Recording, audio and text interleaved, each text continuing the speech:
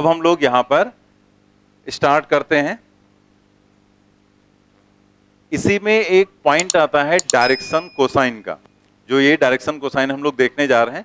तो जैसे मैथमेटिक्स में तो इस पर बहुत सारे क्वेश्चंस वगैरह भी होते हैं, लेकिन हम लोगों के यहाँ इस पर कभी ऐसे बहुत ज्यादा क्वेश्चंस वगैरह इस पर नहीं दिए गए हैं।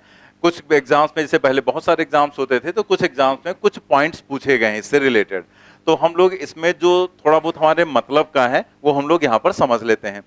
जैसे जो हम लोगों ने पहले पढ़ा था, जो 3 डायमेंशनल वेक्टर, तो उसमें हम लोगों ने क्या देखा था कि जैसे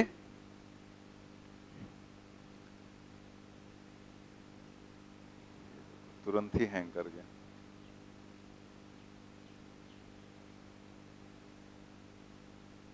बंद करना भूल गए थे, हीट हो गया था बहुत ज्यादा। ये यहां पर वेक्टर था ना 3 डायमेंशनल, तो इसमें जैसे ये एक्स एक्सिस हो गई, ये वाई एक्सिस हो गई यहां पर, और ये यहां पर हो गई जेड एक्सिस। ठीक है, एक्स वाई एंड जेड। तो जो एंगल हम लोगों ने देखे थे, एक्स एक्सिस से एंगल क्या था, अल्फा, वाई एक्सिस से एंगल इस ए वेक्टर का था बीटा, और ये एंगल था गामा।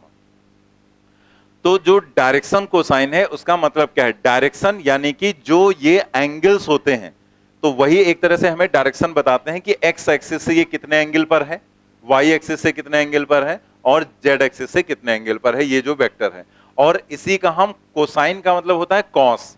ठीक है, कोसाइन जो शॉर्ट फॉर्म होता है कॉस होता है ना, पूरा नाम होता है कोसाइन, तो शॉर्ट फॉर्म होता है कॉस, यानी कि जो डायरेक्शंस है उनका कॉस ले ले हम, यानी कि कॉस थीटा, तो फिर उन्हीं को हम लोग बोलेंगे डायरेक्शन कोसाइन। यानी कि इस वेक्टर के जो डायरेक्शन कोसाइंस हो जाएंगे वो होंगे cos alpha, cos beta and cos gamma, और इन्हीं की वैल्यूज हमें यहां पर देखना है क्या हो जाएंगी। ठीक है, तो वही लिखा गया है, direction cosines are the cosines of the angle that the vector makes with X Y and Z axis. Direction cosines क्या है यहां पर, cos alpha, cos beta and cos gamma. अब हमें इनकी वैल्यूज देखनी है और इसमें कुछ रिजल्ट्स आते हैं वो हमें देखने हैं। तो ये जो यहां पर दिखाया गया है, इसे हम लोग ऐसे भी लेते हैं, जैसे मैथमेटिक्स में इसे कुछ सिंबल से भी रिप्रेजेंट किया जाता है। जैसे कॉस अल्फा है, उसको एम से,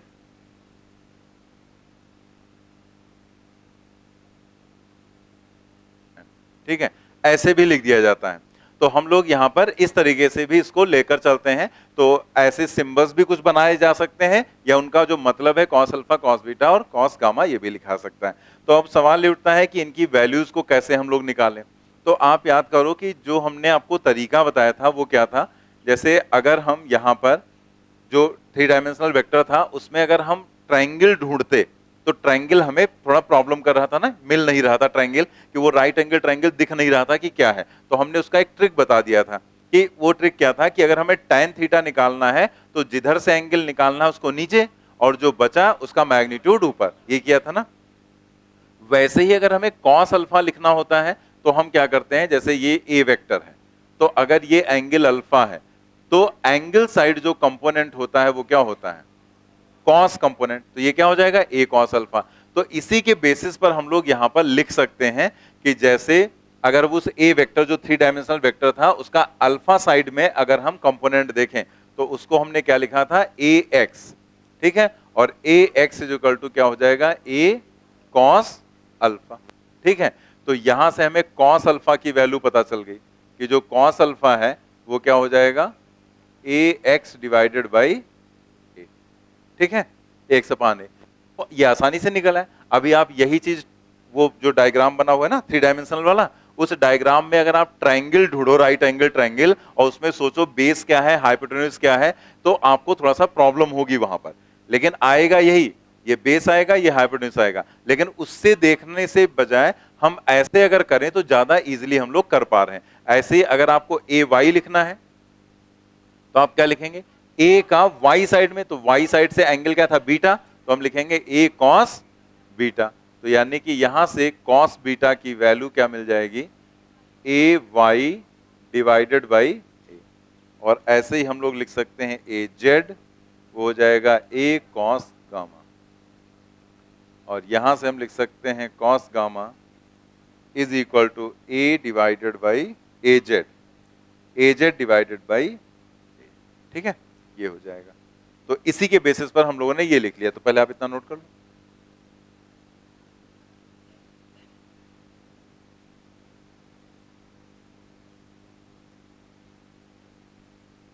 नोट कर लिया आपने? अब यहां पर देखो कि इसके स्क्वायर को अगर हम देखें करके देखते हैं उसकी वैल्यू क्या आती है। जैसे ये जो यहां पर निकल कर आए इसका स्क्वायर देखते हैं, तो हम लिखेंगे यहां पर, पहले देख लो आप, कॉस स्क्वायर,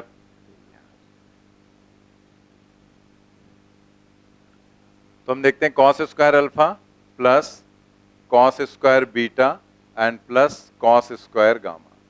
ठीक है, तो ये वैल्यू क्या हो जाएगी, कॉस अल्फा यहां पर क्या निकाला हमने, ए एक्स अपान ए, तो ये हो जाएगा A X square divided by A square plus A Y square divided by A square plus A Z square divided by A square.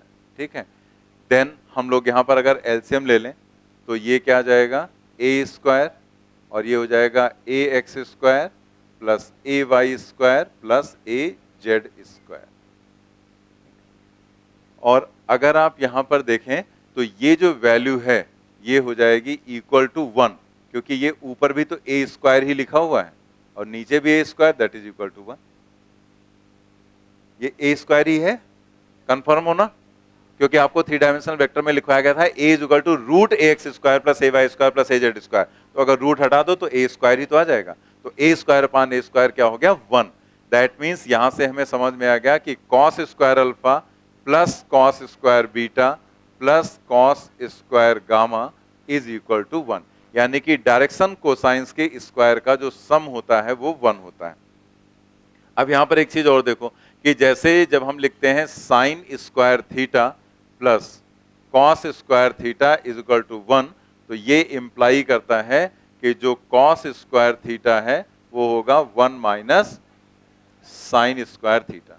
ठीक है ना, ये होता है, तो इसका मतलब कॉस स्क्वायर अल्फा को लिख सकते हैं 1 minus sine square alpha, 1 minus sine square beta and plus 1 minus sine square gamma is equal to 1।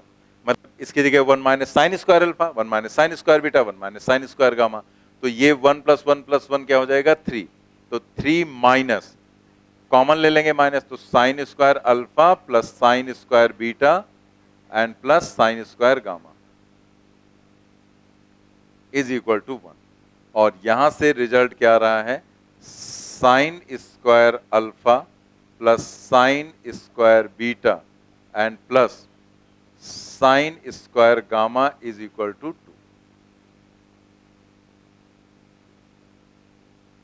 Sign square alpha plus sine square beta plus sine square gamma is equal to 2, क्योंकि जब आप इसको इधर ले जाओगे तो 1 इधर आ जाएगा, तो क्या हो जाएगा, 3 माइनस 1 2 हो जाएगा। ठीक है, इसी में एक पॉइंट और आप समझ लो, फिर एक साथ लिख लेना, वहां पर थोड़ा सा आराम से लिखना क्योंकि मे भी थोड़ा जगह कम हो सकती है वहां पे। तो यहां पर जैसे हम यूनिट वेक्टर की बात करें, जैसे unit vector along the direction of vector A, तो आप जरा देखो क्या रिजल्ट आ रहा है, यूनिट वेक्टर अलोंग ए। ठीक है, ए की अलोंग यूनिट वेक्टर, तो अगर यूनिट वेक्टर लिखना है तो आप क्या लिखते हैं, ए कैप, तो वो हो जाएगा vector A divided by A, तो आप इसको लिखोगे A X I cap plus A Y J cap and plus A Z K cap. A vector यही तो लिखा गया था ना 3 डायमेंशनल, और डिवाइडेड बाई कर देंगे हम ए, तो आप यहां पर इसको अलग अलग लिखो जरा, A X upon A I cap, A Y upon A J cap and plus A Z upon A K cap. ठीक है, ऐसे लिख दिया हमने, क्या किया हमने, इसको अलग अलग कर दिया, और जब आप अलग अलग करेंगे तो A X upon A, alpha ही तो है, कॉस अल्फा की जगह ए एक्स अपान ए ही तो पीछे निकाला हमने, तो यहां पर एक तरह से ए कैप क्या आ गया, cos alpha I cap plus cos beta J cap and plus cos gamma के कैप।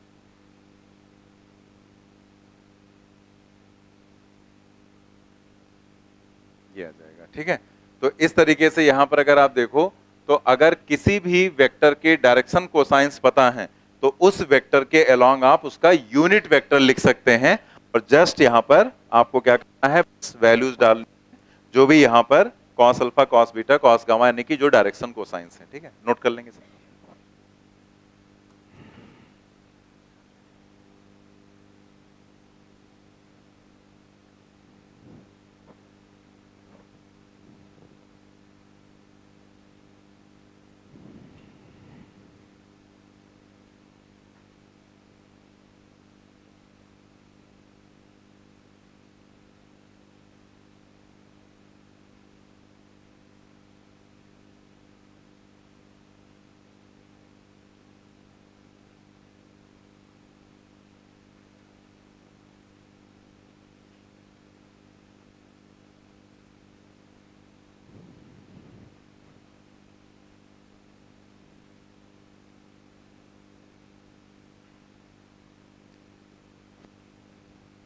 नोट कर लिया ना आपने?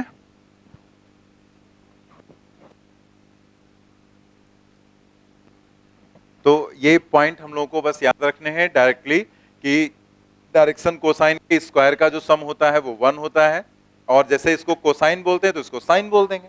तो डायरेक्शन साइन के स्क्वायर का जो सम होता है वो 2 होता है। तो ये 1, ये 2, और ये कि यूनिट वेक्टर वाला कॉन्सेप्ट कि किसी भी वेक्टर के अगर आपको डायरेक्शन कोसाइंस दिए गए, cos alpha, cos beta, cos कुछ भी दे दिया जाए, चाहे ऐसे दे दिया जाए और चाहे आपको ऐसे दे दिया जाए कि L है, M है और N है। तो अगर ऐसे दिए गए तो आपसे कहा गया कि एक वेक्टर है A जिसके ये क्या है, डायरेक्शन कोसाइंस है। तो अगर आपको वेक्टर A लिखना है तो कैसे लिखोगे? L के साथ I कैप, M के साथ J कैप और N के साथ K कैप। बस आपको उसके साथ I J K लिख देना है और वो क्या बन जाएगा, यहां पर एक यूनिट वेक्टर, सॉरी ये वेक्टर नहीं, ये क्या बन जाएगा, उस डायरेक्शन का यूनिट वेक्टर बन जाएगा। मतलब अगर आपको डायरेक्शन कोसाइंस पता है तो आप उसको यूनिट वेक्टर के फॉर्म में लिखना है अगर, तो आप ऐसे यहां पर लिख सकते हैं।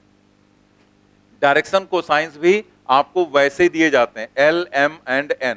मतलब ये सीक्वेंस जैसे x y z का सीक्वेंस होता है, वैसे डायरेक्शन कोसाइन का सीक्वेंस होता है L, M एंड N। इस तरीके से कि पहला कॉस अल्फा, दूसरा कॉस बीटा, तीसरा कॉस गामा है, ठीक है। जैसे मान लिया कोई डायरेक्शन कोसाइन आपको दे दिया गया √3 एंड √3, तो जो यूनिट वेक्टर हो जाएगा वो क्या हो जाएगा, √3 प्लस प्लस, यही बोल दिया है यहां पर। दिमाग भी लगाना रहता है साथ में, बिना दिमाग के थोड़ा कि √3i, √3j, √3k कैप लिख दिया। दिमाग का भी यूज साथ में करना होता है, क्योंकि नन ऑफ दीज भी कोई चीज होती है। तभी क्या काउ काउ कर रहे थे। तो यहां पर ये अगर आप देखो तो ये डायरेक्शन कोसाइन हो ही नहीं सकते हैं।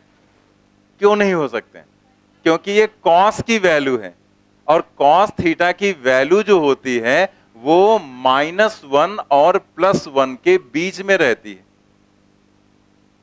यही रहती ना। तो फिर √3 कैसे पॉसिबल हो गया? √3 पॉसिबल ही नहीं है। यहां पर √3 जो है वो नहीं पॉसिबल, यानी कि 1 से छोटी वैल्यू होनी चाहिए ना, तो 1 से छोटा होना चाहिए। यानी कि जैसे अगर हम मान लिए 1/2 लिखे होते तो ये क्या है, 1 से छोटा। ये कॉस की वैल्यूज पॉसिबल है, हमें पता भी है cos 60 होता है 1/2। तो अगर ये डायरेक्शन कोसाइंस दिए होते तब यूनिट वेक्टर क्या लिखते, 1/2 i का है प्लस 1/2, ये डायरेक्ट, ये पॉसिबल है ना कॉस की वैल्यू, लेकिन ये डायरेक्शन कोसाइन नहीं हो सकते, ठीक है। अभी भी ये जो अगर आपने लिख दिया आई जे के कैप तो अभी भी गलत रहेगा। क्यों? क्योंकि डायरेक्शन कोसाइन के साथ एक और कंडीशन है कि उनके स्क्वायर का सम क्या होगा, 1 होगा। तो अगर किसी के ऐसे डायरेक्शन कोसाइंस है तो ये पॉसिबल ही नहीं होंगे, क्योंकि इसका स्क्वायर हो जाएगा 1/4 प्लस 1/4 एंड प्लस 1/4। तो ये क्या आएगा, जबकि होना क्या चाहिए। तो यानी कि हमें दोनों बातों पर ध्यान देना है कि अगर कभी ऐसा दिया गया है, क्या वो डायरेक्शन कोसाइंस पॉसिबल है। ये भी तो ऑप्शन ऐसे बनाए जाते हैं ना कि दिस इज नॉट पॉसिबल, या कैन नॉट डिटरमाइन, या नन ऑफ दीज, ऐसे करके बना दिए। तो पता लगा आपको उसने डायरेक्शन कोसाइन कह दिया कि ये है, ठीक है, तो आपको वहां पर वैसा कोई ऑप्शन भी बना दिया जा सकता है, नॉट पॉसिबल, ठीक है, कैन नॉट डिटरमाइन, ये कंडीशन ही नहीं पॉसिबल है। या स्टेटमेंट में दे दिया कि एक वेक्टर है जिसके ये डायरेक्शन कोसाइंस है, देन इसके ये यूनिट वेक्टर की वैल्यू ये हो जाएगी, तो स्टेटमेंट क्या होगा, गलत। क्योंकि डायरेक्शन कोसाइन ये हो ही नहीं सकते √3 क्योंकि वो वैल्यू क्या है 1 से ज्यादा की वैल्यू, ये 1 से कम है लेकिन इसके स्क्वायर का सम 1 नहीं है। तो इसका मतलब डायरेक्शन कोसाइन में आपको ये दोनों बातों का ध्यान रखना पड़ेगा कि एक तो वो कॉस थीटा है तो वो वैल्यूज 1 से कम होनी चाहिए, और दूसरा उनके स्क्वायर का सम 1 होना चाहिए, तभी वो डायरेक्शन कोसाइंस होंगे। जैसे हम यहां पर एक एग्जांपल लेकर आपको लिखवा दे रहे हैं तो आपको ध्यान रहेगा। लिखेंगे एक एग्जांपल, लिखेंगे if direction cosines of vector A, ज्यादा कुछ लिखना नहीं, 1-2 लाइन का है बस। इफ डायरेक्शन, आगे जगह होगी नेक्स्ट पेज पे, उस पे लिख लेंगे। If direction cosines of vector A पर वेक्टर लगा देंगे, are 1/√3 1/√3 and 1/√3. If direction cosines of vector A are 1/√3 1/√3 1/√3, then find A cap. A cap मतलब ए की डायरेक्शन का आपको यूनिट वेक्टर बताना है, क्या हो जाएगा। ठीक है, अब देखो यहां पर दोनों कंडीशन फुलफिल है, सारी वैल्यूज 1 से कम होंगी यानी कि कॉस की वैल्यू पॉसिबल है। अगर इसका स्क्वायर करो तो 1/√3 का स्क्वायर 1/3 1/3 1/3 ऐड कर दो 3/3 आएगा, दैट इज इक्वल टू 1। तो यहां पर ये कंडीशन पॉसिबल, इसका मतलब जो यूनिट वेक्टर आप लिखेंगे वो लिखेंगे 1/√3 I cap plus 1/√3 J cap and plus 1/√3 K cap, यही इसका आंसर हो जाएगा।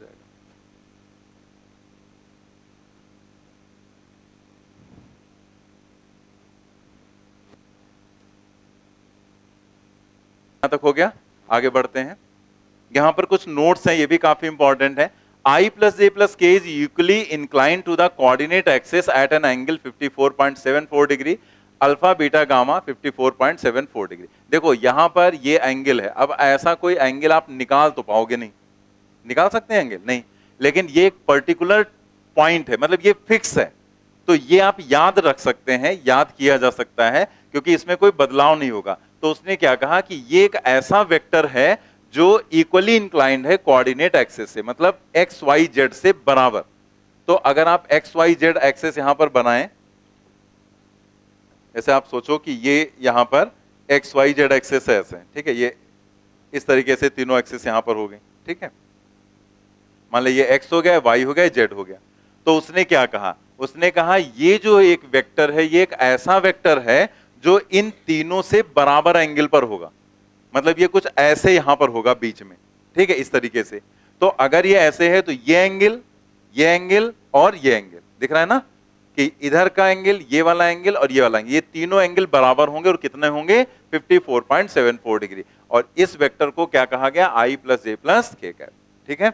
तो इसे आप याद रख सकते हैं, क्योंकि डिग्री में अगर उसने पूछ दिया तो याद होगा तभी आप कर पाएंगे, वैसे बहुत कम चांसेस हैं, लेकिन इनवर्स के फॉर्म में भी आपसे पूछा जा सकता है। तो इनवर्स के फॉर्म में हम लोग कैसे निकाल सकते हैं, बहुत आराम से। जैसे मान लिया आपको tan अल्फा निकालना हो, tan अल्फा, ठीक है, तो आपको क्या बताया गया था, जिधर अल्फा का मतलब एक्स एक्सिस से एंगल, जिधर से एंगल निकालना उसके कंपोनेंट को रखेंगे नीचे, तो क्या आएगा नीचे 1 ही तो आएगा, और जो बचेगा उसका मैग्नीट्यूड ऊपर। तो j प्लस के बचा, तो j का 1 है, k का 1 है, यानी कि हो जाएगा 1 स्क्वायर प्लस 1 स्क्वायर, मतलब क्या होगा √2। तो जो अल्फा की वैल्यू है वो हो जाएगी tan इनवर्स √2, ठीक है, tan इनवर्स √2 अल्फा हो गया। तो क्या बीटा और गामा कुछ अलग आएंगे, सेम ही तो आएगा, क्योंकि बीटा लिखोगे तब भी यही लिखोगे 1, और ऊपर लिखोगे 1 स्क्वायर गामा लिखोगे तब भी। तो यहां पर अल्फा बीटा गामा सेम आएंगे, और यही वैल्यू जो tan इनवर्स √2, आप tan इनवर्स √2 की वैल्यू अगर निकालेंगे तो ये आप निकाल नहीं पाएंगे, ट्रिग्नोमेट्रिक टेबल से निकाली जाती, कैलकुलेटर में आप चेक करके देख सकते हैं बस। तो अगर इसकी वैल्यू आप निकालोगे तो ये वैल्यू क्या आएगी, यही आएगी 54.74 डिग्री, ठीक है। तो आपसे अगर डिग्री में पूछा जाएगा तो याद होगा तभी आप कर पाएंगे, जो कि बहुत कम ही चांसेस हैं कि ऐसा पूछा जाए, लेकिन पूछा जा सकता है क्योंकि वो फिक्स वैल्यू। लेकिन इनवर्स में पूछा जाएगा तो याद करने की जरूरत नहीं है, जैसे बताया गया वैसे आप निकाल सकते हैं। नोट कर लो इसको, जो नोट में पहला पॉइंट है ना उसके नीचे जगह होगी वहीं पर आप लिख लेंगे। बढ़ते हैं नेक्स्ट नंबर पर। देख, नोट कर लिया ना सभी ने? नेक्स्ट हम लोग यहां पर देखते हैं नोट नंबर 2। ये भी बहुत इंपॉर्टेंट है, इसका यूज भी बहुत जगह पर होगा और साथ ही साथ ये डायरेक्ट भी पूछा जा चुका है, तो आप इसको समझो जरा। क्या लिखा गया? Resultant of N coplanar vectors have equal magnitude will be zero if, मतलब रिजल्टेंट जो है एन कोप्लेनर, कोप्लेनर वेक्टर हम पढ़ा चुके हैं, मतलब ऐसे वेक्टर जो सेम प्लेन में हो। को का मतलब समान, प्लेनर का मतलब प्लेन, एक ही प्लेन में वो वेक्टर्स हैं, लेकिन वो कितने वेक्टर्स हैं? एन। अगर एन कोप्लेनर वेक्टर्स हैं और साथ में कहा गया हैविंग इक्वल मैग्नीट्यूड, तो उनका रिजल्टेंट क्या होगा? जीरो। लेकिन कब जीरो होगा? If angle between each pair of two consecutive vectors is 2 pi by N, 2 pi by N.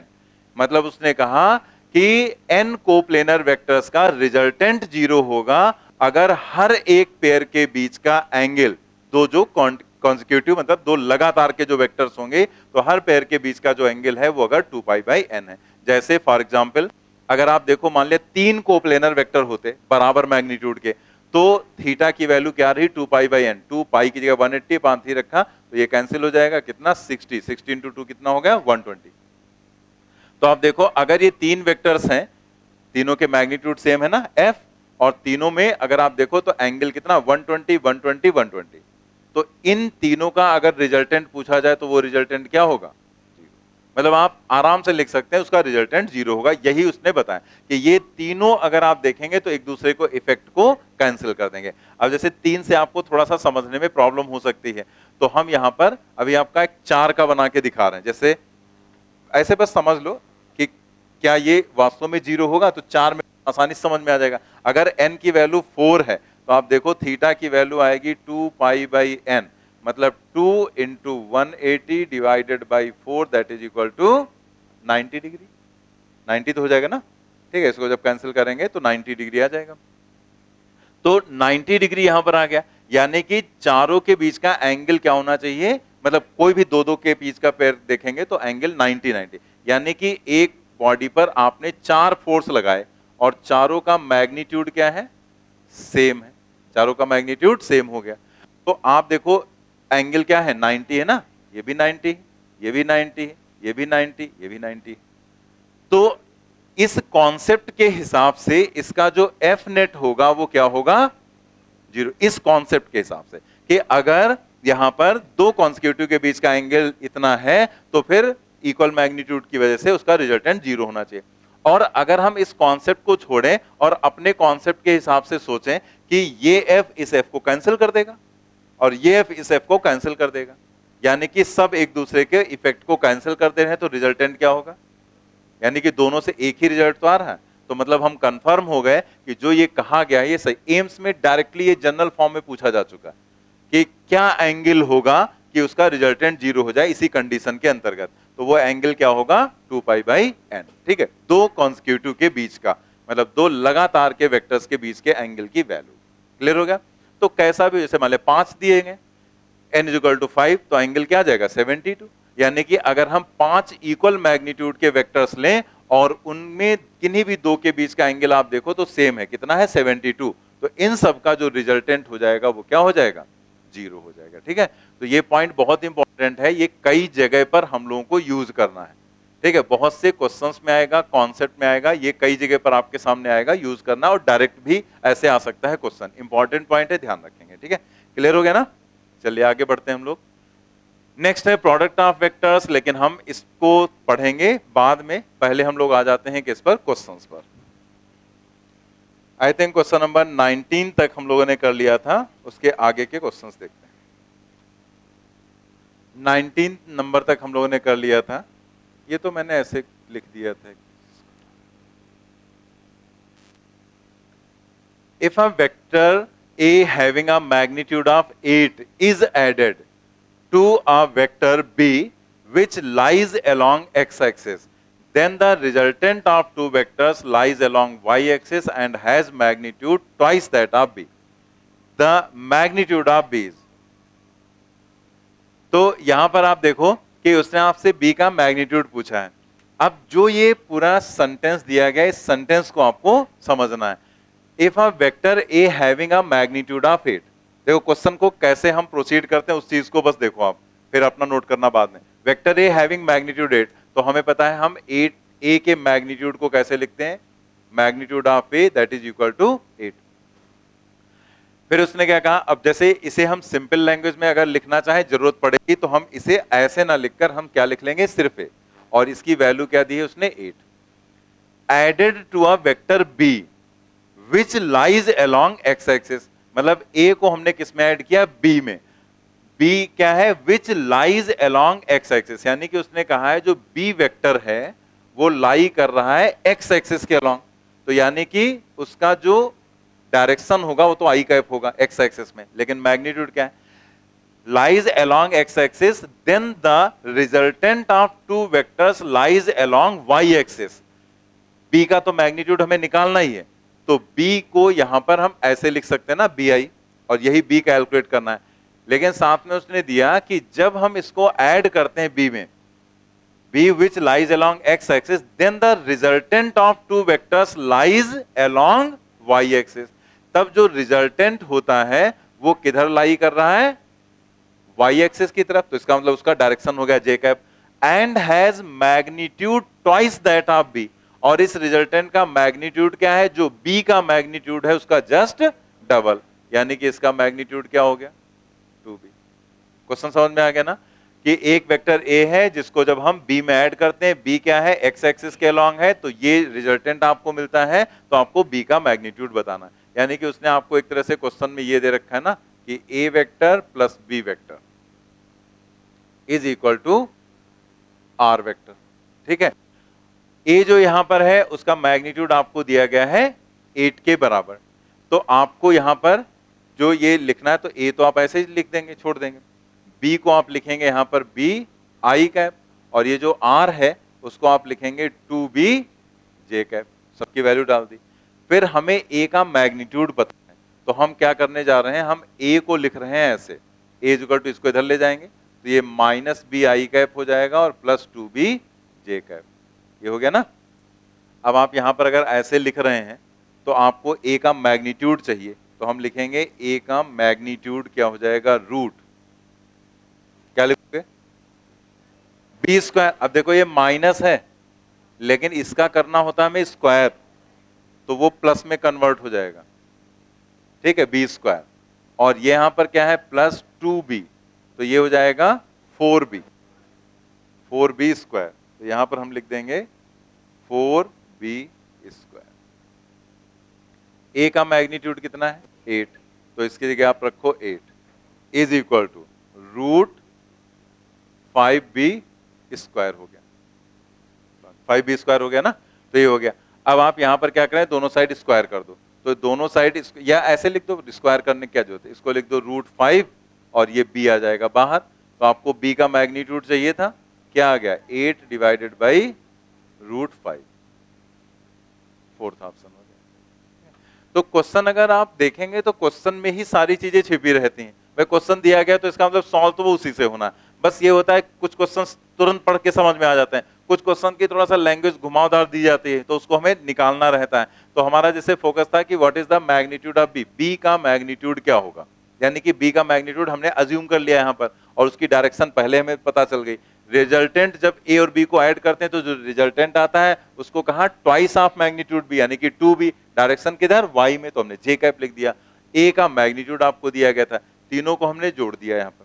अब इसमें हमें पता था ए का मैग्नीट्यूड 8 है, तो अगर आपको ए का मैग्नीट्यूड निकालना हो तो इसको इधर ले जाओ, और जैसे मैग्नीट्यूड निकालते हैं वैसे लिख दिया गया। ए का मैग्नीट्यूड था 8, रखा, सॉल्व कर लिया, आंसर आ गया।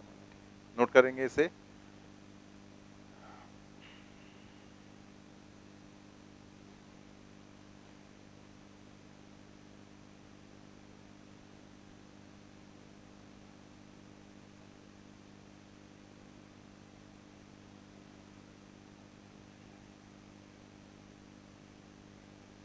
नोट कर लिया ना आपने। चलिए नेक्स्ट क्वेश्चन पर आ जाते हैं। नोट कर लिया करो तो अगले क्वेश्चन पर तुरंत बढ़ जाया करो, क्योंकि हमें तो थोड़ा टाइम देना होता है, कुछ लोग थोड़ा धीमे लिखते हैं। जो लोग जल्दी लिख लेते हैं अगला क्वेश्चन तुरंत पढ़ो और ट्राई करना स्टार्ट करो। चलिए अगला क्वेश्चन पढ़ते हैं। x and y component of a vector a are 4 metre and 6 metre. a एक वेक्टर है जिसके x और y कंपोनेंट्स आपको दिए गए। The x and y component of a plus B, a plus B का जो x और y कंपोनेंट है वो क्या है, 10 and 9। Calculate length of B and its angle with respect to x axis. आपको बताना है लेंथ ऑफ बी, बी की लेंथ और इसका angle with respect to x axis. Length से क्या मतलब है, उसका मैग्नीट्यूड। मैं मैग्नीट्यूड को ही तो लेंथ बोल देंगे ना, उसकी लेंथ मतलब उसका मैग्नीट्यूड। तो मैग्नीट्यूड आपको निकालना है और साथ में उसका एक्स एक्सिस से एंगल कैलकुलेट करना है, ठीक है। तो आप यहां पर इसमें क्या करेंगे, जैसे आपको b का मैग्नीट्यूड चाहिए, b का एंगल चाहिए, तो आपको b वेक्टर पता हो जाए कैसे भी। जैसे अगर हमें a वेक्टर पता होता है कि a वेक्टर है मान लिया x I cap plus Y J cap, ठीक है, कुछ भी लिख दो। तो a वेक्टर मान लिए, तो अगर आपको इसका मैग्नीट्यूड निकालने को कहा जाए तो क्या लिखोगे, root X square plus Y square. अगर इसका एंगल एक्स एक्सिस से कहा जाए तो x को नीचे, बचे हुए का मैग्नीट्यूड ऊपर, एंगल आ जाएगा। यानी कि अगर हमें कोई वेक्टर पता चल जाए तो हम उसका मैग्नीट्यूड, डायरेक्शन सब कुछ बता सकते हैं। तो हमारा फोकस है उस वेक्टर को कैलकुलेट करना। अब आप देखो यहां पर कि उसने यहां पर a वेक्टर का दिया है x और y कंपोनेंट। तो हम a वेक्टर का अगर ऐसे कंपोनेंट दिया गया तो उसे कैसे लिख सकते हैं, हम लिख सकते हैं vector a is equal to x। आपको हमने क्या याद कराया था कि ये जो ऐसे हम लोग लिखते हैं x I cap plus A Y J cap, तो इसका मतलब क्या होता है कि अगर किसी वेक्टर के एक्स और वाई कंपोनेंट आपको पता है तो उसे आप वेक्टर फॉर्म में ऐसे लिख सकते हैं। तो बस उसी बेसिस पर हम यहां पर क्या लिख लेंगे, हम लिख लेंगे यहां पर a is equal to X component है 4, तो 4 आई कैप और y कंपोनेंट क्या है 6, 6 जे कैप। तो एक वेक्टर पता चल गया। अब ऐसे ही उसने कहा है x and y component of a plus B, मतलब ना a ना b, जो a प्लस बी वेक्टर आएगा, यानी कि अगर हम यहां पर लिखें a प्लस बी वेक्टर तो इसका x और y कंपोनेंट क्या है 10 एंड 9। मतलब इस a प्लस बी को हम लिख सकते हैं 10 आई कैप प्लस 9 जे कैप। समझ गया ना भाई, किसी भी वेक्टर का अगर x और y कंपोनेंट आपको दिया गया है तो उस वेक्टर को आप कैसे लिखते हैं, वही तो हम वहां समझा रहे थे। हमने क्या कहा था कि खाली वो फार्मूला याद करने से कुछ नहीं होगा कि a बराबर ए X I plus A Y जे होता, उससे क्या रिजल्ट निकलता, कुछ नहीं। आपको उसको कैसे याद करना था, उसको ऐसे याद करना था कि किसी भी वेक्टर का अगर x और y कंपोनेंट पता है तो उसे आप कैसे लिख सकते हैं। ये क्या हो गई सेकेंड इक्वेशन। आप क्या करो 1 को रखो इसके नीचे, is equal to 4 I cap plus 6 J cap, ये फर्स्ट इक्वेशन हो गई। आप इन दोनों को सब्ट्रैक्ट कर दो यहां पर, तो माइनस सब्ट्रैक्ट करने पर साइन चेंज हो जाएंगे, ये कैंसिल हो गया। यहां पर क्या आ गया b, ये 10 माइनस 4 6, 10 माइनस 4 6 आई कैप और ये क्या हो जाएगा प्लस 3 जे कैप। आगे की कहानी तो आसान, जैसे अगर आपने बी वेक्टर निकाल लिया तो इसका magnitude root A square plus B square कर देंगे, और अगर आपको डायरेक्शन चाहिए एक्स एक्सिस से, एक्स को नीचे, वाई जो बचा उसका मैग्नीट्यूड ऊपर, दोनों चीजें आगे नोट कर लो।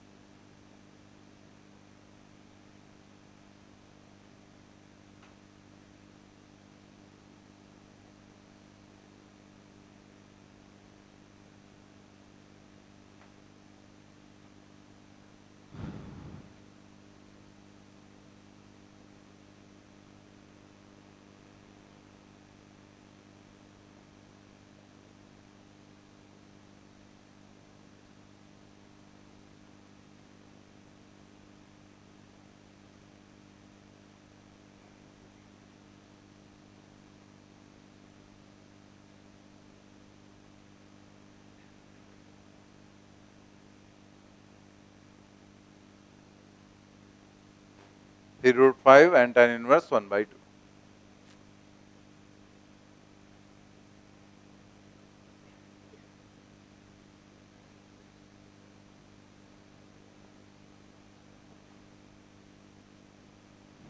नोट कर लिया। चलिए नेक्स्ट क्वेश्चन पर आते हैं, क्वेश्चन नंबर 22।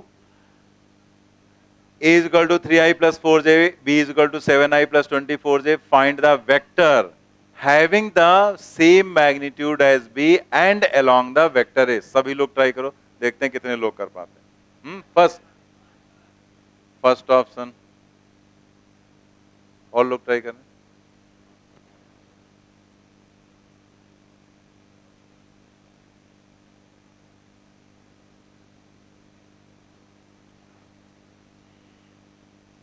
कितने लोग निकाल पाए फर्स्ट ऑप्शन? बस इतने लोग। अब आप याद करो, आपको एक जगह पर हम समझा रहे थे 10 मीटर आई कैप। हाँ, तो मैंने वहां क्या बोला था कि अभी हम यहां चाहे जितना तुम्हें समझा लें, तुम्हें समझ में ज्यादा नहीं आएगा, लेकिन ये क्वेश्चन जो है, जो यहां हम तुम्हें समझाने की कोशिश कर रहे थे, ये क्वेश्चन जो है उसी पर बेस्ड है। यहां पर हमने तुम्हें क्या समझाया था कि अगर कोई वेक्टर आपको लिखना है तो उसमें आपको दो चीजों की जरूरत होती, एक मैग्नीट्यूड और दूसरा डायरेक्शन। तो इसमें वही तो उसने कहा कि ये दो वेक्टर्स हैं, find the vector having the same magnitude as B. मतलब एक आपको ऐसा वेक्टर फाइंड करना है जिसका मैग्नीट्यूड किसके जैसा हो, बी के जैसा, मैग्नीट्यूड बी की तरीके से, और अलोंग द वेक्टर ए, मतलब डायरेक्शन किधर हो, ए की तरफ। मतलब हम एक ऐसा वेक्टर देखना चाह रहे हैं, जैसे आपको दो वेक्टर्स दिए गए, लेकिन आपको एक ऐसा वेक्टर चाहिए जिसका मैग्नीट्यूड किसके बराबर हो, बी के बराबर, और डायरेक्शन किसके बराबर हो, ए की तरफ। तो मैग्नीट्यूड निकालना तो बहुत आसान रहता है हमारा, तो हम इस वेक्टर को सीधे ऐसे लिखते हैं, रिक्वायर्ड वेक्टर। अब आप यहां पर देखो जरा, रिक्वायर्ड वेक्टर क्या होगा, मैग्नीट्यूड बी का, तो हम यहां लिखेंगे बी और उसका मैग्नीट्यूड निकाल के रखेंगे यहां पर। ठीक, ये रखना ना, वेक्टर में दो चीजें चाहिए, मैग्नीट्यूड एंड डायरेक्शन। तो उसने कहा ए और बी ये वेक्टर्स हैं, तो आपको एक ऐसा वेक्टर बताना है जिसका मैग्नीट्यूड बी के बराबर हो। तो हम मैग्नीट्यूड की जगह क्या रख दें, मैग्नीट्यूड ऑफ बी, और डायरेक्शन किसकी तरफ हो, ए की तरफ। डायरेक्शन कौन बताता है, यूनिट वेक्टर बताता ना, लिखाया गया था ना, यूनिट वेक्टर किस लिए यूज किया था, डायरेक्शन स्पेसिफाई करने के लिए। तो डायरेक्शन को बताएगा यूनिट वेक्टर, तो हमें डायरेक्शन किसकी चाहिए, ए की। तो ये तो ए वेक्टर है ना, हमें इसकी सिर्फ मैग्नीट्यूड नहीं चाहिए, डायरेक्शन चाहिए। तो डायरेक्शन देगा ए का कौन, ए कैप, उसका यूनिट वेक्टर आपको उसकी डायरेक्शन देगा। बात समझ में आई कि नहीं, कि आपको एक वेक्टर चाहिए था जिसका मैग्नीट्यूड रखना है बी के बराबर और डायरेक्शन रखना है ए के बराबर, और डायरेक्शन कौन देता है, यूनिट वेक्टर। तो ए का यूनिट वेक्टर निकाल के यहां रख दो, सॉल्व कर लो, वही आंसर आ जाएगा। तो अब आपको बी का मैग्नीट्यूड जैसे लिखना है, तो बी का मैग्नीट्यूड क्या हो जाएगा, √7² एंड प्लस 24²। बी का अगर हम यहां पर मैग्नीट्यूड देखें तो ये आ जाएगा ना, 7² प्लस दिस। और ए का यूनिट वेक्टर लिखना है, तो वो क्या हो जाएगा, वेक्टर और डिवाइडेड बाई उसका मैग्नीट्यूड। तो अब आप यहां पर इसे थोड़ा 24 का स्क्वायर करना पड़ेगा, ऐड करेंगे तो ये आ जाएगा 625, 625। और ये ए जो वेक्टर है वो कितना है, 3i प्लस 4j, और इसका मैग्नीट्यूड √3² मतलब 9 और 4 का स्क्वायर मतलब 16। हम कुछ इसमें कहानी आपको जो समझाने बता नहीं रहे, कॉन्सेप्ट तो यही खत्म हो गया, आगे तो कैलकुलेशन करना है ना। बी का मैग्नीट्यूड रख दिया, ए को ऐसे रखेंगे, ए की वैल्यू ऊपर रख दिया और नीचे उसका मैग्नीट्यूड रख दिया। अब इसी को आप सॉल्व करो, तो ये तो हो जाएगा 625, उसका स्क्वायर रूट 25 हो जाएगा ना, तो यहां पर हम सीधे लिख देते हैं 25, और डिवाइडेड बाई नीचे हो जाएगा 5, 25 है ना, 25 का स्क्वायर रूट 5, और ब्रैकेट में क्या लिखेंगे, 3i प्लस 4j। तो यहां पर अगर आप देखो तो ये कैंसिल हो जाएगा, 5 आ जाएगा, तो नीचे आ जाएगा यहां पर 15i cap plus 20j cap. First option सही है, जिन लोगों ने बताया था बिल्कुल सही। तो ऐसा आपको एक क्वेश्चन मिल गया, ऐसे कैसा भी डेटा दिया जा सकता है, ए और बी की कोई भी वैल्यू दी जा सकती है, 2 डायमेंशनल 3 डायमेंशनल कोई भी वेक्टर। बस आपको क्या करना है, जिसका मैग्नीट्यूड चाहिए उसको मैग्नीट्यूड के रख दो, जिसकी डायरेक्शन चाहिए उसका यूनिट वेक्टर निकाल के रख दो, सॉल्व हो जाएगा।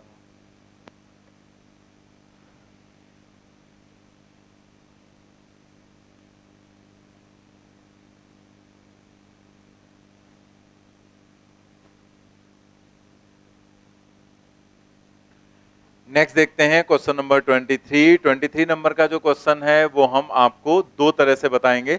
एक तो उसका सीधा सीधा मेथड है, मतलब वो कैलकुलेशन वाला, फार्मूले वाला, और दूसरा वो बिना किसी कैलकुलेशन के भी हो जाता है, मतलब आप डायरेक्ट उसे डायग्राम से भी कर सकते हैं, लेकिन हम दोनों तरह से आपको बता देते हैं, दोनों मेथड आपको आने चाहिए। जैसे ये क्वेश्चन हम लोग कर लिया ना, नेक्स्ट देखते हैं 23। If the sum of two unit vectors is a unit vector then the magnitude of their differences, तो उसके डिफरेंस का मैग्नीट्यूड। अब देखो पहले तो क्वेश्चन समझो आप, उसने कहा if the sum of two unit vectors is a unit vector, तो जैसे हमने यहां पर दिखा दिया कि मान लिया ए और बी ये जो दोनों हैं वेक्टर्स, ये यूनिट वेक्टर हैं, तो हमने कैप लगा दिया तो यूनिट वेक्टर हो गए, तो इनका सम भी एक क्या है, unit vector. The sum of two unit vectors is a unit vector then the magnitude of their difference, तो उसने कहा है कि इन दोनों ए और बी के डिफरेंस का मैग्नीट्यूड क्या होगा।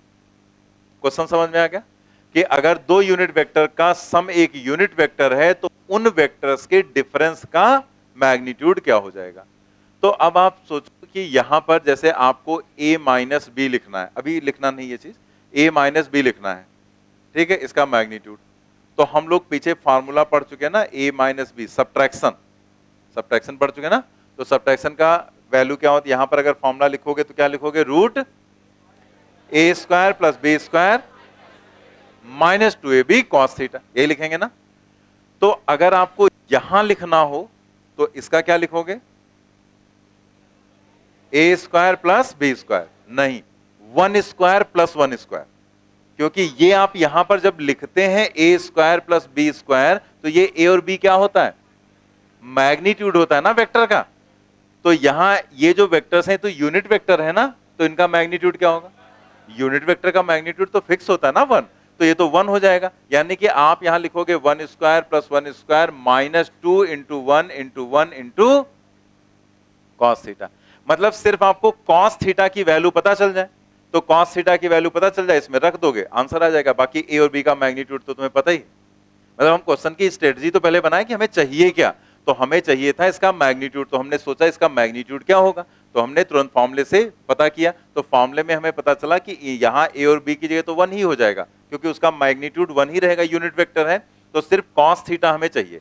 अब हम कोशिश करेंगे कॉस थीटा निकालने की, तो ये सब हटा देते हैं, क्योंकि ये सब हमारी स्ट्रेटजी का पार्ट था, वो हमारे दिमाग में चलना चाहिए, ये लिखने की जरूरत नहीं होती, हर चीज लिखोगे अगर तो प्रॉब्लम होगी, ये चीज अपने दिमाग में, बाद में जब लिखना होगा तब लिखेंगे हम। तो अभी हमें चाहिए मैग्नीट्यूड, यहां पर एंगल, तो आप पहले देखो कि ये जो यूनिट वेक्टर्स हैं इन सबके जो मैग्नीट्यूड्स हो जाएंगे,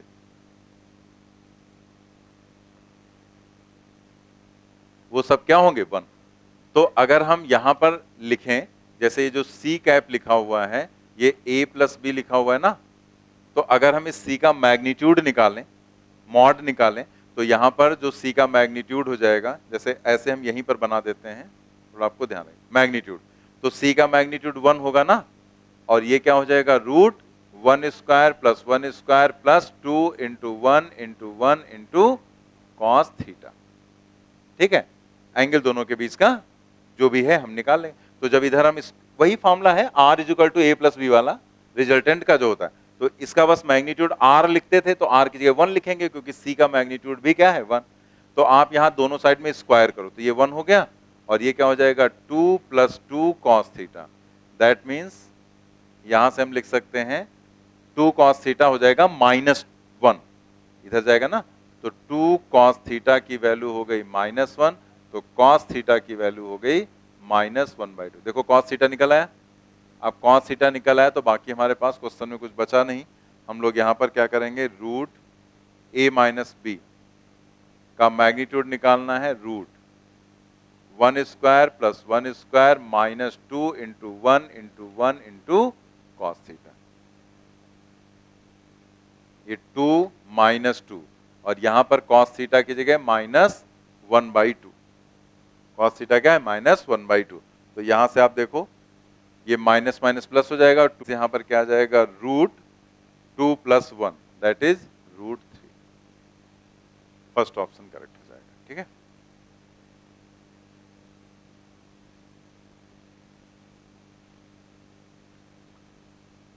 तो क्वेश्चन में बस उसने दिया था sum of two unit vector is a unit vector, तो उनके डिफरेंस का मैग्नीट्यूड आपको बताना था, तो हमें कॉस थीटा की वैल्यू चाहिए थी, पहले वाले से हमने कॉस थीटा निकाला, दूसरे वाले में उठाकर रख दिया, क्योंकि कॉस थीटा की वैल्यू तो सेम ही रहेगी ना, एंगल तो वही रहेगा ए और बी के बीच का।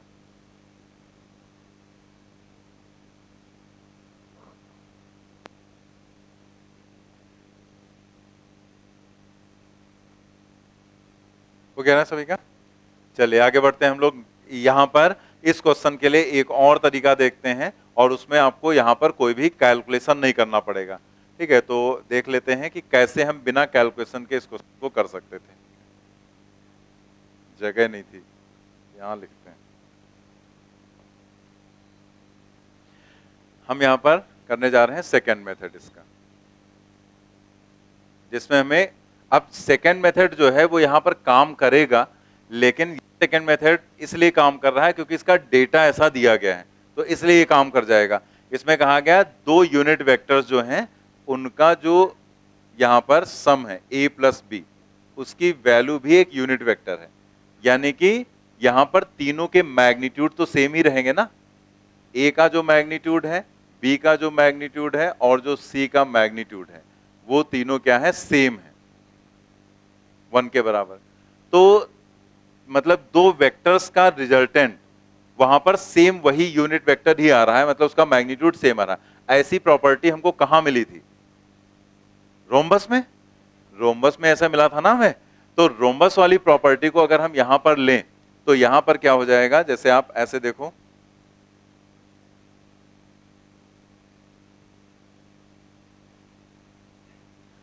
रोम्बस में हमारे पास ये जो भी साइड्स होती हैं वो सब सेम होती हैं, बराबर होती हैं। तो जैसे अगर हम इस साइड को यहां पर कह रहे हैं 1, इस साइड को हम लोग कह रहे हैं 1, तो सभी साइड्स वहां पर 1 के बराबर रहेंगी। तो ये जो यहां पर रहेगा, ठीक है, ये भी अगर 1 है तो ये एंगल 120 डिग्री हो जाएगा, यानी कि अगर ये 120 डिग्री है तो इसकी वैल्यू 1 के बराबर होगी। तो अब अगर हम यहां पर काम करें कि इस वेक्टर को हम मान लें ए वेक्टर, ठीक है, इसका ये मैग्नीट्यूड हो गया, और इस वेक्टर को हम मान लें यहां पर बी वेक्टर, यूनिट वेक्टर, तो ये वेक्टर क्या बन जाएगा, सी वेक्टर। तो कंडीशन फुलफिल हो रही कि नहीं? कंडीशन फुलफिल हो रही है यहां पर कि दो यूनिट वेक्टर का जो रिजल्टेंट है वो भी क्या है, एक यूनिट वेक्टर। तो आपको बताना है उनका डिफरेंस, यानी कि आपको यहां पर चाहिए a माइनस बी। आपको निकालना क्या है, a माइनस बी का मैग्नीट्यूड, ये निकालना है। आप याद करो कि जो दो वेक्टर्स का जो सब्ट्रैक्शन होता है तो वो हम मिलाते हैं, हेड और हेड को मिलाते हैं ना, तो हेड और हेड को मिलाते हैं।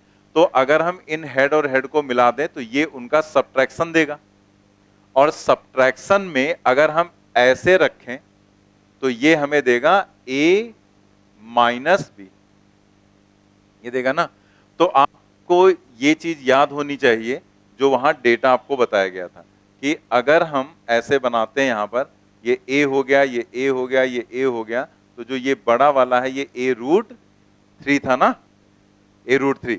तो a रूट 3 का मतलब a जो इसका साइड है और इंटू रूट 3, तो इसका मतलब ये वाली जो वैल्यू है ये रूट 3 टाइम्स a होगा, और a का मतलब क्या है, 1, यानी कि जो a माइनस बी यहां पर है उसका जो मैग्नीट्यूड है वो क्या हो जाएगा, root 3 into 1 that is equal to, यही आंसर होगा। कोई कैलकुलेशन इसमें हुआ? जस्ट आपने रोम्बस की प्रॉपर्टी यूज कर ली और तुरंत आंसर निकाल लिया कि इन दोनों का रिजल्टेंट अगर 1 है तो इन दोनों का जो सब्ट्रैक्शन हो जाएगा वो कितना हो जाएगा, रूट 3 के बराबर। तो ऐसे भी आप यहां पर कर सकते थे, बाकी हमने वैसे भी बता दिया कि अगर इस तरह से हमारे माइंड में नहीं टिक कर रहा है तो हम उस तरह से कैलकुलेट कर सकते हैं। हमने आपसे बताया था कि जब ये हमारे दिमाग में कब आता है, ये आपको बस याद रखना है। ये इससे हमारा क्वेश्चन कब सॉल्व हो सकता है ये याद रखना है। जब रिजल्टेंट, ये रोम्बस वाला जो मेथड है ये कब आता है हमें ये पता होना चाहिए, ठीक है। तो रोम्बस का जो मेथड है वो हमारे दिमाग में तब आएगा जब दो वेक्टर्स जो भी दिए जाएंगे उनका जो रिजल्टेंट है, जैसे दो वेक्टर्स हमें दिए गए, कोई भी दो वेक्टर्स, तो वो दोनों मैग्नीट्यूड वाइज सेम होने चाहिए, ठीक है। जैसे दो वेक्टर्स हैं a और b, तो मैग्नीट्यूड वाइज a और b सेम होना चाहिए। यहीं पर लिख देते हैं नीचे, ऐसे आप चाहें तो अपना नोट भी कर लेना। रोम्बस का मेथड कब काम आएगा, जब हमारे पास जो दो वेक्टर्स दिए जाएंगे उनके मैग्नीट्यूड दोनों के क्या होंगे, सेम, और जो रिजल्टेंट है वो रिजल्टेंट वहां पर, चाहे वो एडिशन हो चाहे वो सब्ट्रैक्शन हो, जो भी रिजल्टेंट है वो यहां पर या तो ए के फॉर्मेट में हो, जैसे ये दोनों वैल्यूज अगर ए हैं तो ये जो रिजल्टेंट है उसका मैग्नीट्यूड या तो ए हो, और या फिर रिजल्टेंट का मैग्नीट्यूड ए रूट 3 के बराबर। मतलब ये चीज जो हम बता रहे हैं वो आपके लिए फुल है कि ये वाला जो मेथड है, ये आप यू एक क्वेश्चन में और भी कराया था ना हमने, तो हमारे दिमाग में ये पॉइंट नहीं आता, जैसे यहां पर ये समझना कॉम्प्लिकेटेड नहीं है, ये तो समझ में तुम्हें आ ही गया होगा जैसे हमने बताया, लेकिन प्रॉब्लम ये होती है कि हम इसे अप्लाई कब करेंगे, कैसे हम समझ जाएंगे कि ये अप्लाई होना है, मेन पॉइंट वो है ना। तो मेन पॉइंट वो समझेंगे कैसे, तो इसकी प्रॉपर्टी क्या है कि जैसे आप कोई भी क्वेश्चन कर रहे हैं एडिशन सब्ट्रैक्शन का, तो उसमें आप देख रहे हैं कि जो हमें दो वेक्टर्स दिए गए उनके मैग्नीट्यूड सेम है, और जो रिजल्टेंट है चाहे वो एडिशन हो चाहे वो सब्ट्रैक्शन हो, जो उनका रिजल्टेंट है वो या तो ए है और या ए रूट 3 है, तो हम उसे रोम्बस में सेट कर लेंगे, अदरवाइज आप उसको नहीं सेट कर पाओगे, क्योंकि हमें ये 120 और 60 वाला ही कॉन्सेप्ट पता होता है। तो जैसे इसमें था, हमने क्या देखा, दोनों मैग्नीट्यूड सेम थे और रिजल्टेंट कितना था, रिजल्टेंट वहां पर ए के बराबर था, दोनों मैग्नीट्यूड ये, तो हमने इसको इसमें सेट कर दिया, और फिर उसने सब्ट्रैक्शन हमसे पूछा था तो सब्ट्रैक्शन भी उसमें आ गया, और वो कितना था रूट 3, हमने कैलकुलेट कर लिया। ठीक है, तो ऐसे आप यहां पर थिंक करेंगे, तो चाहे तो ये अपना नोट कर लेना साइड में कि हम रोम्बस वाली प्रॉपर्टी को कब यूज कर पाएंगे, ये नहीं कि जहां देखा वहां रोम्बस घुसेड़ दिया, तो जहां देखो वहां नहीं घुसेगा, वो जहां जैसी सिचुएशन है उसके हिसाब से आपको सोचना रहेगा। ठीक है, बाकी तो आपको फिर कैलकुलेशन ही करना पड़ेगा। तो ये मेथड भी लिख लो सेकंड वाला, और ये बाद में साइड में लिख लेना अपना।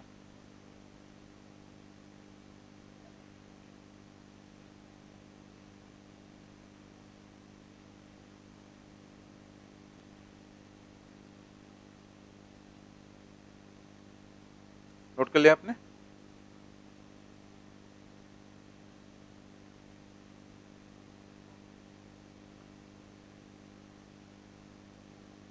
चलिए नेक्स्ट क्वेश्चन देखते हैं, क्वेश्चन नंबर 24।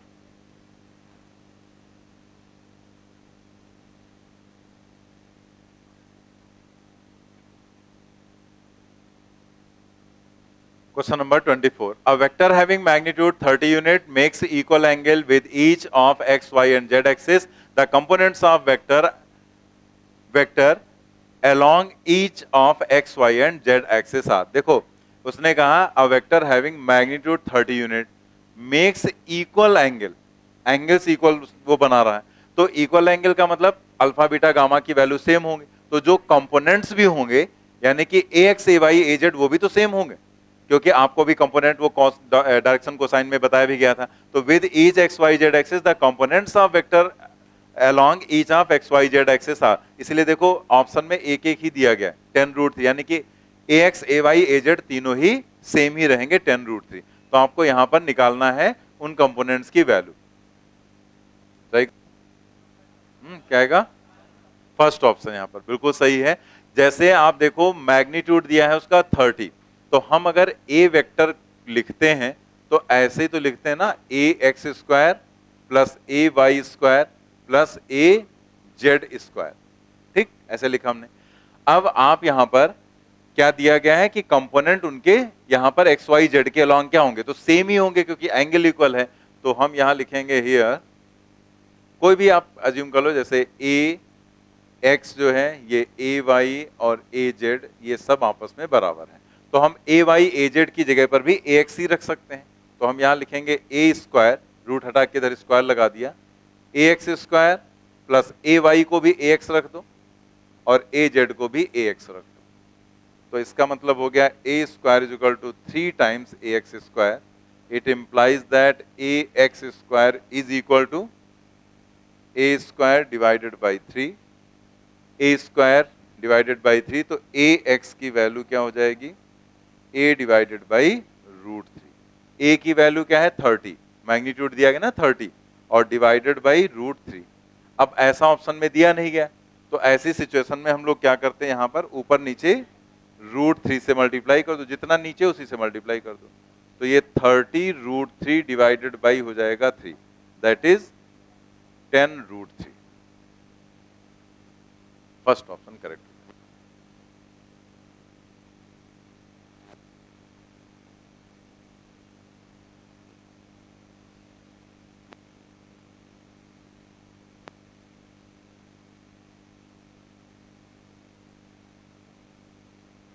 चलिए नेक्स्ट क्वेश्चन पर आते हैं, क्वेश्चन नंबर 25।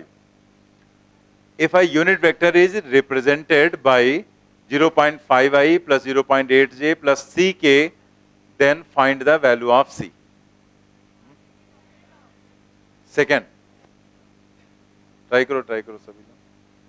अगर यहां पर हम देखें कि ये क्या दिया गया है कि ये एक यूनिट वेक्टर है, ठीक है, जो दिया गया वेक्टर है वो क्या है, एक यूनिट वेक्टर।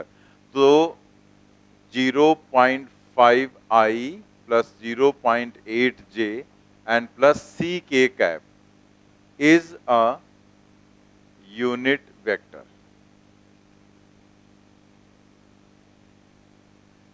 तो अगर कोई यूनिट वेक्टर होता है तो उसका मैग्नीट्यूड 1 होता है। तो इसका मतलब अगर ये एक यूनिट वेक्टर है, सो मैग्नीट्यूड इसका जो मॉड हो जाएगा वो क्या हो जाएगा, 1। तो यानी कि हम लिख सकते हैं, जैसे यहां पर जो भी ये दिया गया है इसको हम कुछ मान ले रहे हैं, वरना हमें पूरा लिखना पड़ेगा। ए वेक्टर ऐसे मान लिया कि a is equal to 0.5i 0.8 plus C K cap is a unit vector. So इस a का जो मैग्नीट्यूड हो जाएगा वो क्या हो जाएगा, 1। तो हम मैग्नीट्यूड कैसे लिखते हैं, root A square plus B square या X square A Y square A Z square. तो 0.5 square plus 0.8 square and plus C square is equal to 1। दोनों साइड में स्क्वायर कर दो तो ये 0. रूट हट जाएगा, 0.25 plus 0.64 and plus C square is equal to 1। C square आ जाएगा 1 माइनस, दोनों ऐड करके इधर ले जाएंगे तो ये 8 एंड 9 0.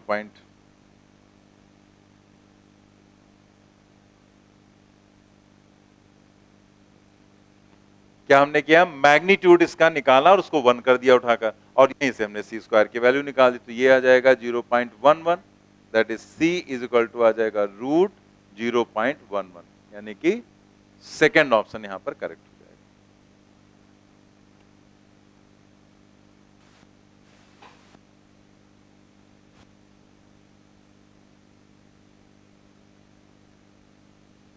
जाएगा। पर प्रोडक्ट ऑफ वेक्टर, जैसे हम लोगों ने पहले वेक्टर पढ़ा, वेक्टर के कुछ जनरल पॉइंट्स थे वो हम लोगों ने पढ़े, फिर उसके बाद वेक्टर एडिशन, वेक्टर सब्ट्रैक्शन, और उससे हम लोगों ने रिलेटेड जो क्वेश्चंस थे वो देखे। फिर हम लोगों ने 2 डायमेंशनल वेक्टर पढ़ा, 3 डायमेंशनल वेक्टर पढ़ा। अब हम लोग पहुंच गए हैं कहां पर, प्रोडक्ट ऑफ वेक्टर पर।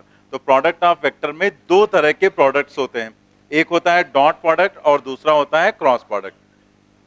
जो डॉट प्रोडक्ट है उसको हम स्केलर प्रोडक्ट भी बोलते हैं, और जो क्रॉस प्रोडक्ट है उसको हम वेक्टर प्रोडक्ट भी बोलते हैं। तो ये जो दोनों प्रोडक्ट हैं यहां पर, जैसे ये डॉट प्रोडक्ट क्यों बोलते हैं, तो 2 वेक्टर्स आपको दिए गए ए और बी। तो ए और बी जैसे 2 वेक्टर्स आपको यहां पर दिए गए हैं, अब उन वेक्टर्स का हमें डॉट प्रोडक्ट निकालना है। तो डॉट प्रोडक्ट का मतलब यहां पर इसे इसलिए बोला गया क्योंकि इसको डॉट से हम रिप्रेजेंट करते हैं, इसलिए इसको बोल दिया था डॉट प्रोडक्ट। और इसे हम रिप्रेजेंट करते हैं किससे, क्रॉस से, तो इसलिए इसको बोल दिया जाता है क्रॉस प्रोडक्ट। इसको स्केलर प्रोडक्ट क्यों बोला जाता है, क्योंकि ये जो डॉट प्रोडक्ट बनाया गया, इसे एक अगर आप करते हैं तो ये आपको एक मिलती है स्केलर क्वांटिटी, ठीक है, स्केलर क्वांटिटी मिलेगी, इसलिए उसको हम स्केलर प्रोडक्ट भी बोल देते हैं। और यहां पर जब क्रॉस प्रोडक्ट करते हैं तो ये हमें एक मिलेगी वेक्टर क्वांटिटी, तो इसे हम वेक्टर प्रोडक्ट बोल देते हैं। तो हम चाहे क्रॉस बोले चाहे वेक्टर, मतलब एक ही है, चाहे हम डॉट बोलें चाहे हम स्केलर बोलें, मतलब उसका एक ही है, ठीक है। तो ये 2 तरह के प्रोडक्ट यहां पर बनाए गए और इन्हीं को हमें अब डिटेल में जाना है। तो जैसे ए डॉट बी है, ये एक स्केलर क्वांटिटी है, ए क्रॉस बी है, ये एक वेक्टर क्वांटिटी है। इसका जो फॉर्मूला होता है वो ए डॉट बी का ए बी कॉस थीटा होता है, और ए क्रॉस बी का जो फॉर्मूला होता है वो ए बी साइन थीटा, और साथ में एक वेक्टर भी लगेगा क्योंकि वो एक वेक्टर क्वांटिटी, तो एक यूनिट वेक्टर उसके साथ आ जाता है एन कैप। मतलब अभी लिखना कुछ नहीं, ऐसे हम बता रहे हैं बस कि ए डॉट बी जो है उसको हम लोग लिखेंगे तो ये A into B into cos theta, यहाँ कोई वेक्टर नहीं क्योंकि एक स्केलर क्वांटिटी है। और जब हम क्रॉस प्रोडक्ट करते हैं तो ये ए क्रॉस बी जब आप लिखते हैं तो ये हो जाता है ए बी साइन थीटा, और यहां पर हम एक यूनिट वेक्टर लगा देते हैं एन कैप, तो ये यहां पर हो जाता है क्रॉस प्रोडक्ट, या इसको हम बोल देते हैं वेक्टर प्रोडक्ट। तो अब जैसे ये जो चीजें हैं आपको जब बताई जाती हैं तो आपको समझ में आ जाता है, लेकिन सारी चीजें जैसे होती हैं जब हम लोग समझते हैं तो ये नहीं, कई बार कुछ लोगों को समझ में आता है कि ऐसा ये क्यों किया गया। जैसे आपको बता दिया गया कि वर्क है, वर्क निकालना है तो हम ऐसे डॉट प्रोडक्ट करके निकाल लेंगे। तो ये कुछ लोगों को प्रॉब्लम होती है कि भाई ये है क्या चीज। जैसे कई लोग आते भी हैं पूछने, बाद में कुछ लोग ऐसे भी कि ये डॉट प्रोडक्ट है, तो हमें सब समझ में आ गया कि A dot B, A B cos theta होता है, cross B A B sine theta, पर है क्या ये, कौन सी बला है, क्यों ऐसा किया गया। वही दो वेक्टर्स हैं, उनको अगर हम ऐसे कर रहे हैं तो ऐसे हो जा रहा है, ऐसे कर रहे हैं तो ऐसे हो जा रहा है, मतलब वो फिजिकली रिलेट नहीं कर पा रहे हैं। तो एक्चुअल में क्या है, ये मैथमेटिक्स है। ये मैथमेटिक्स में जैसे जो चीजें बनाई गई वो कहीं ना कहीं जरूरत पड़ी उनकी फिजिक्स में, तो हम उसका यूज कर लेते हैं। जैसे कैलकुलस है, उसमें जो आप डिफरेंशिएशन इंटीग्रेशन करते हैं, तो हमने आपको समझाया कि डिफरेंशिएशन करते कैसे वो अलग पॉइंट है, लेकिन हम क्यों करते हैं, वो डिफरेंशिएशन हमें देता क्या है, वो इंटीग्रेशन हमें देता क्या है, वो चीजें हमने समझी ना। तभी तो समझ में आया कि वो रेट ऑफ चेंज कहीं निकालना है। उस रेट ऑफ चेंज की हमें रिक्वायरमेंट क्यों पड़ी, क्योंकि हमने देखा अगर कोई बॉडी मूव करती है तो उसकी पोजीशन में चेंज हो रहा है समय के साथ, तो किस दर से वो चेंज हो रहा है, कितने समय में वो कितना आगे बढ़ जा रहा है, तो वो सारी चीजें हमें कैसे मिलती हैं, कैलकुलस के बेसिस पर हम लोगों ने की। वैसे यहां पर कि कुछ ऐसी चीजें होती हैं जो आपको, मतलब ऐसी कुछ क्वांटिटीज होंगी जो क्वांटिटीज खुद में स्केलर होंगी, लेकिन वो डिपेंड करेंगी वेक्टर पर। जैसे वर्क डन, अगर हम बात करते हैं वर्क की, तो वर्क जो है कैसी क्वांटिटी होती है, वर्क एक स्केलर क्वांटिटी है, ठीक है वर्क। लेकिन वर्क तो हम डिफाइन करते हैं तो हम लिखते हैं वहां पर एफ डॉट एस, ये लिखते हैं ना। तो फोर्स और एस का मतलब डिस्प्लेसमेंट का डॉट प्रोडक्ट। तो फोर्स जो है वो वेक्टर क्वांटिटी है, ये एक यहां पर वेक्टर क्वांटिटी है, लेकिन जब हम वर्क की बात करते हैं तो वो कैसे है, स्केलर, मतलब ये एक ऐसी क्वांटिटी है जो इन दो वेक्टर क्वांटिटीज पर डिपेंड करे। तो हम कैसे इसको डिफाइन करेंगे, हम डिफाइन करेंगे इसको डॉट प्रोडक्ट से, डॉट प्रोडक्ट के अकॉर्डिंग हम लेकर चलेंगे। तो दो वेक्टर्स का डॉट प्रोडक्ट बना दिया गया कि ये एक मैथमेटिक्स डेवलप की गई कि अगर कहीं ऐसा लिखा गया तो उसको ऐसा समझा जाएगा, और इसमें थीटा क्या होगा, ए और बी के बीच का एंगल होगा। तो ये ऐसे नहीं कि ऐसा समझा जाएगा तो ऐसा ही बस हाँ समझ लिया, ये प्रैक्टिकली वही चीज सॉल्व होकर भी आएगी।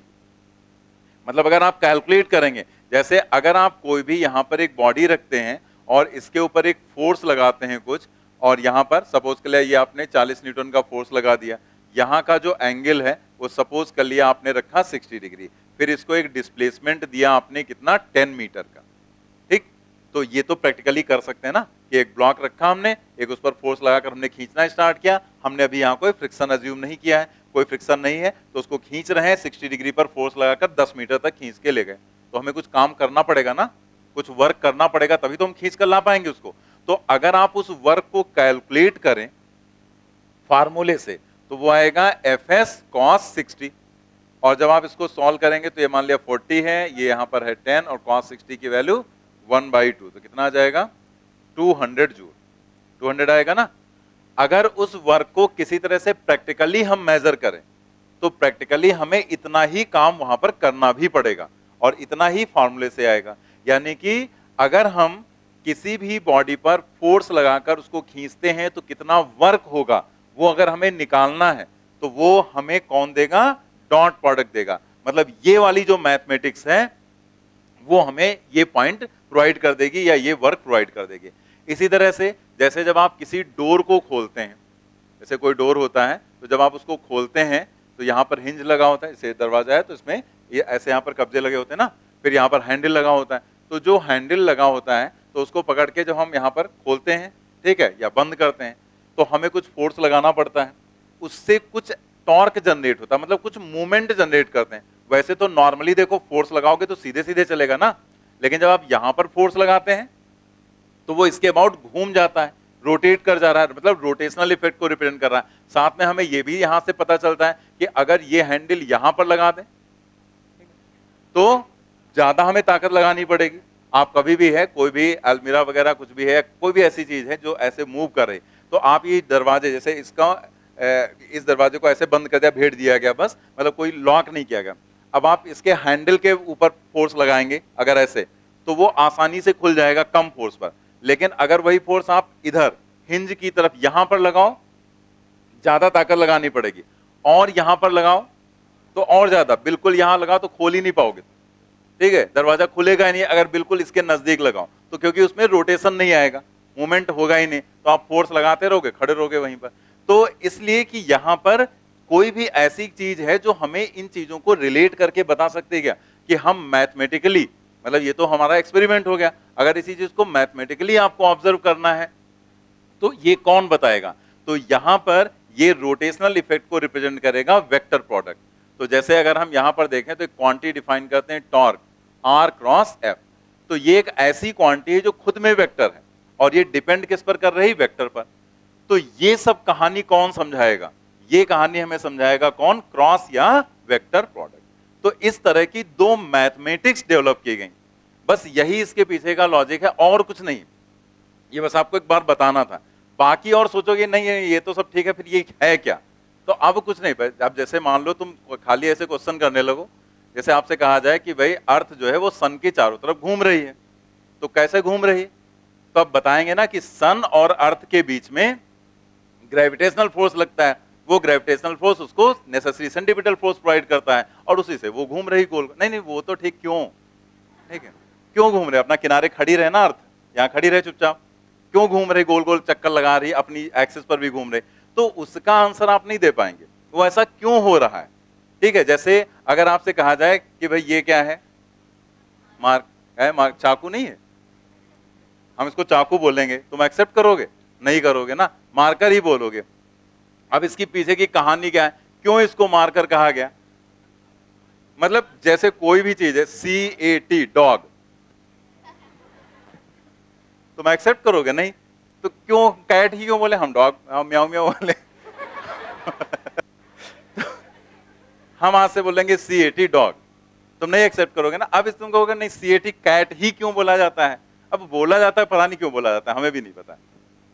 तो कुछ चीजें ऐसी हैं कि आप ये नहीं बता सकते कि ऐसा क्यों है। भाई अर्थ सन के चारों तरफ क्यों घूम रही है, उसका कोई रीजन, मतलब कोई लॉजिक आप नहीं दे पाएंगे। कैसे घूम रही है बता सकते हो? कैसे घूम रही वो सभी को पता है कि भाई ये फोर्स लग रहा है, ये सेंट्रीपिटल फोर्स प्रोवाइड हो रहा है, ऐसे से घूम रहे। क्यों घूम रही है? नहीं घूमना चाहिए, उसको खड़ा रहना चाहिए एक पास। तो उसका कोई जवाब आपके पास नहीं। तो ऐसे यहां पर कुछ चीजें ऐसी होती हैं कि ये दो मैथमेटिक्स डेवलप की गई और उनको डेवलप किया गया ऑब्जर्वेशंस को लेकर, कि भाई ये सारे ऑब्जर्वेशंस ऐसे से किए गए। तो आपने देखा गया कि कुछ ऐसी क्वांटिटीज होती हैं जो खुद में वेक्टर हैं और जिन पर जो जो खुद में स्केलर हैं और डिपेंड कर रहे हैं वेक्टर पर, और उनका जो फिजिकल मीनिंग है वो इस कॉन्सेप्ट से एकदम करेक्टली एक्सप्लेन किया जा सकता है। तो एक ये मैथमेटिक्स बना दी गई, एक ये मैथमेटिक्स बना दी गई। तो ये दो तरह की मैथमेटिक्स हम लोगों को यहाँ पर पढ़नी है। ठीक है, तो हम लोग बढ़ते हैं अब आगे, समझ में आ गई इसकी जो कहानी है। ठीक है, सब हटा देते हैं, इसका कोई मतलब है। तो हम लोग अब पहले पढ़ेंगे यहां पर डॉट प्रोडक्ट एंड देन हम लोग पढ़ेंगे क्रॉस प्रोडक्ट। तो पहले आ जाते हैं हम लोग डॉट प्रोडक्ट पर। Dot product of two vectors A and B is a scalar quantity and is defined as. जैसे अगर कोई भी दो वेक्टर्स हैं तो उन दो वेक्टर्स का डॉट प्रोडक्ट एक आपको पर्टिकुलर चीज रिप्रेजेंट करके दे रहा है, तो वो क्या होगा या उसको हम कैसे एक्सप्लेन करेंगे। जैसे अगर वो एक वेक्टर फोर्स है, दूसरा वेक्टर डिस्प्लेसमेंट है, तो आपको उससे एक क्वांटिटी मिलेगी वर्क, तो उस वर्क का एक्चुअल में वैल्यू क्या होगा, उसको कैसे एक्सप्लेन करेंगे। तो वही यहां पर आपको मैथमेटिक्स में समझाया जा रहा है कि अगर दो क्वांटिटीज हैं उनका आपको डॉट प्रोडक्ट निकालना है, तो हम कैसे लिखेंगे? A dot B is equal to magnitude of A magnitude of B और इनटू कॉस थीटा। ठीक है, ये यहां पर हो जाएगा। और इस चीज को सिंपल वे में लिखने के लिए हम लोग यूज करते हैं इसे ऐसे AB कॉस थीटा। लेकिन आपको ध्यान रखना है कि ये A और B दोनों मैग्नीट्यूड्स हैं, ऐसे लिखे जाने चाहिए, बट सिंपल वे में हम लोग ऐसे इसको लिख लेते हैं। और थीटा क्या है? जहां पर थीटा है एंगल बिटवीन, लिख लो angle between A and B, vector A और वेक्टर B के बीच का एंगल। मॉड ऑफ A या A, इसको हम कहेंगे मैग्नीट्यूड ऑफ A।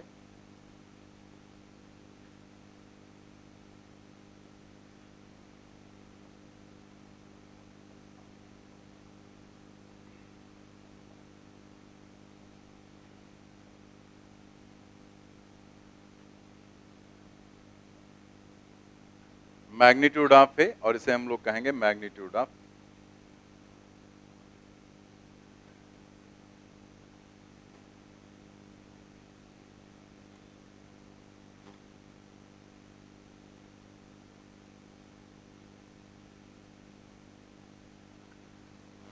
तो यहाँ पर A dot B A B cos theta हो गया, और theta angle between A and B है। मॉड ऑफ ए को हम ऐसे लिख सकते हैं, इसको हम समझेंगे मैग्नीट्यूड ऑफ ए, और इसे हम लोग कहेंगे मैग्नीट्यूड ऑफ बी। ठीक है, तो सिंपल है, डॉट प्रोडक्ट को इस तरह से हम लोग डिफाइन करेंगे। आगे कई जगह पर इसकी रिक्वायरमेंट पड़ती रहती है, जैसे आपको बताया गया अभी वर्क का एग्जांपल, ऐसे पावर को भी हम लोग रिप्रेजेंट करते हैं डॉट प्रोडक्ट में। इलेक्ट्रिक फील्ड और फ्लक्स जब हम लोग पढ़ते हैं तो उसका भी रिलेशन हम लोग डॉट प्रोडक्ट से देते हैं। मैग्नेटिक फील्ड मैग्नेटिक फ्लक्स का रिलेशन, बहुत सारी ऐसी क्वांटिटीज हैं जहां पर हमें डॉट प्रोडक्ट की रिक्वायरमेंट होती है, और डॉट प्रोडक्ट उस कॉन्सेप्ट को बहुत प्रॉपर वे में एक्सप्लेन कर देता है। तो ये मैथमेटिकल पार्ट है जो हम लोगों ने देखा, इसको कैसे हम फिजिक्स में अप्लाई करेंगे वो हम लोग धीरे धीरे आगे समझेंगे। आगे बढ़ते हैं, यहां पर कुछ प्रॉपर्टीज हैं जो हमें इससे रिलेटेड देखनी है। Dot product is commutative. Commutative का मतलब हमको समझा चुके हैं, हिंदी में बोलते हैं क्रम विनिमय। क्रम का मतलब ऑर्डर, विनिमय का मतलब एक्सचेंज कर देना। अगर हम ऑर्डर को एक्सचेंज कर देते हैं तो कोई इफेक्ट नहीं पड़ेगा in case of dot product, यानी कि हम इसके आगे लिख सकते हैं A dot B is equal to B dot A. चाहे आप ए डॉट बी लिखो, चाहे आप बी डॉट ए लिखो, दोनों का मतलब एक। और क्या चीज कॉम्यूटेटिव थी, क्या था? वेक्टर एडिशन, और सब्ट्रैक्शन वो नहीं था। तो एडिशन कॉम्यूटेटिव था, a plus B is equal to B plus A, वैसे ही डॉट प्रोडक्ट भी कॉम्यूटेटिव है, a dot B is equal to B dot A. ठीक है, ऐसे दूसरी प्रॉपर्टी क्या है, dot product is distributive. Distribute करने का मतलब क्या है, जैसे a डॉट है b प्लस सी, आगे लिख दिया गया, तो इसे हमें बांटना है, तो हम इसे बांट देंगे दोनों में। तो जैसे a डॉट बी प्लस सी, तो जैसे मल्टीप्लीकेशन होता है, तो वैसे हम इसको अंदर जब मल्टीप्लाई करेंगे तो ये बन जाएगा a डॉट बी और फिर प्लस a डॉट सी, ये ऐसे आ जाएगा यहां पर। ठीक है, तो ये कहलाता है distributive. a dot B plus C is equal to a dot B plus a dot C.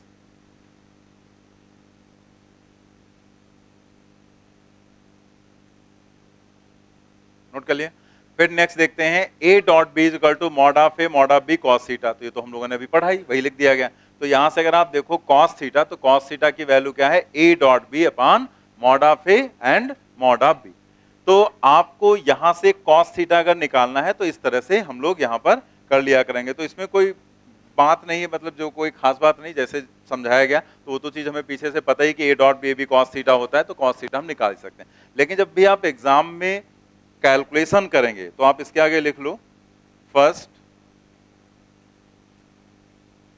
Solve a dot B and then mod of a and mod of b।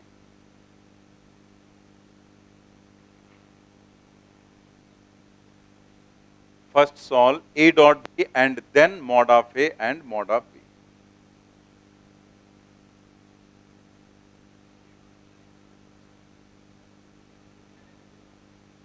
वो भी आगे बताएंगे।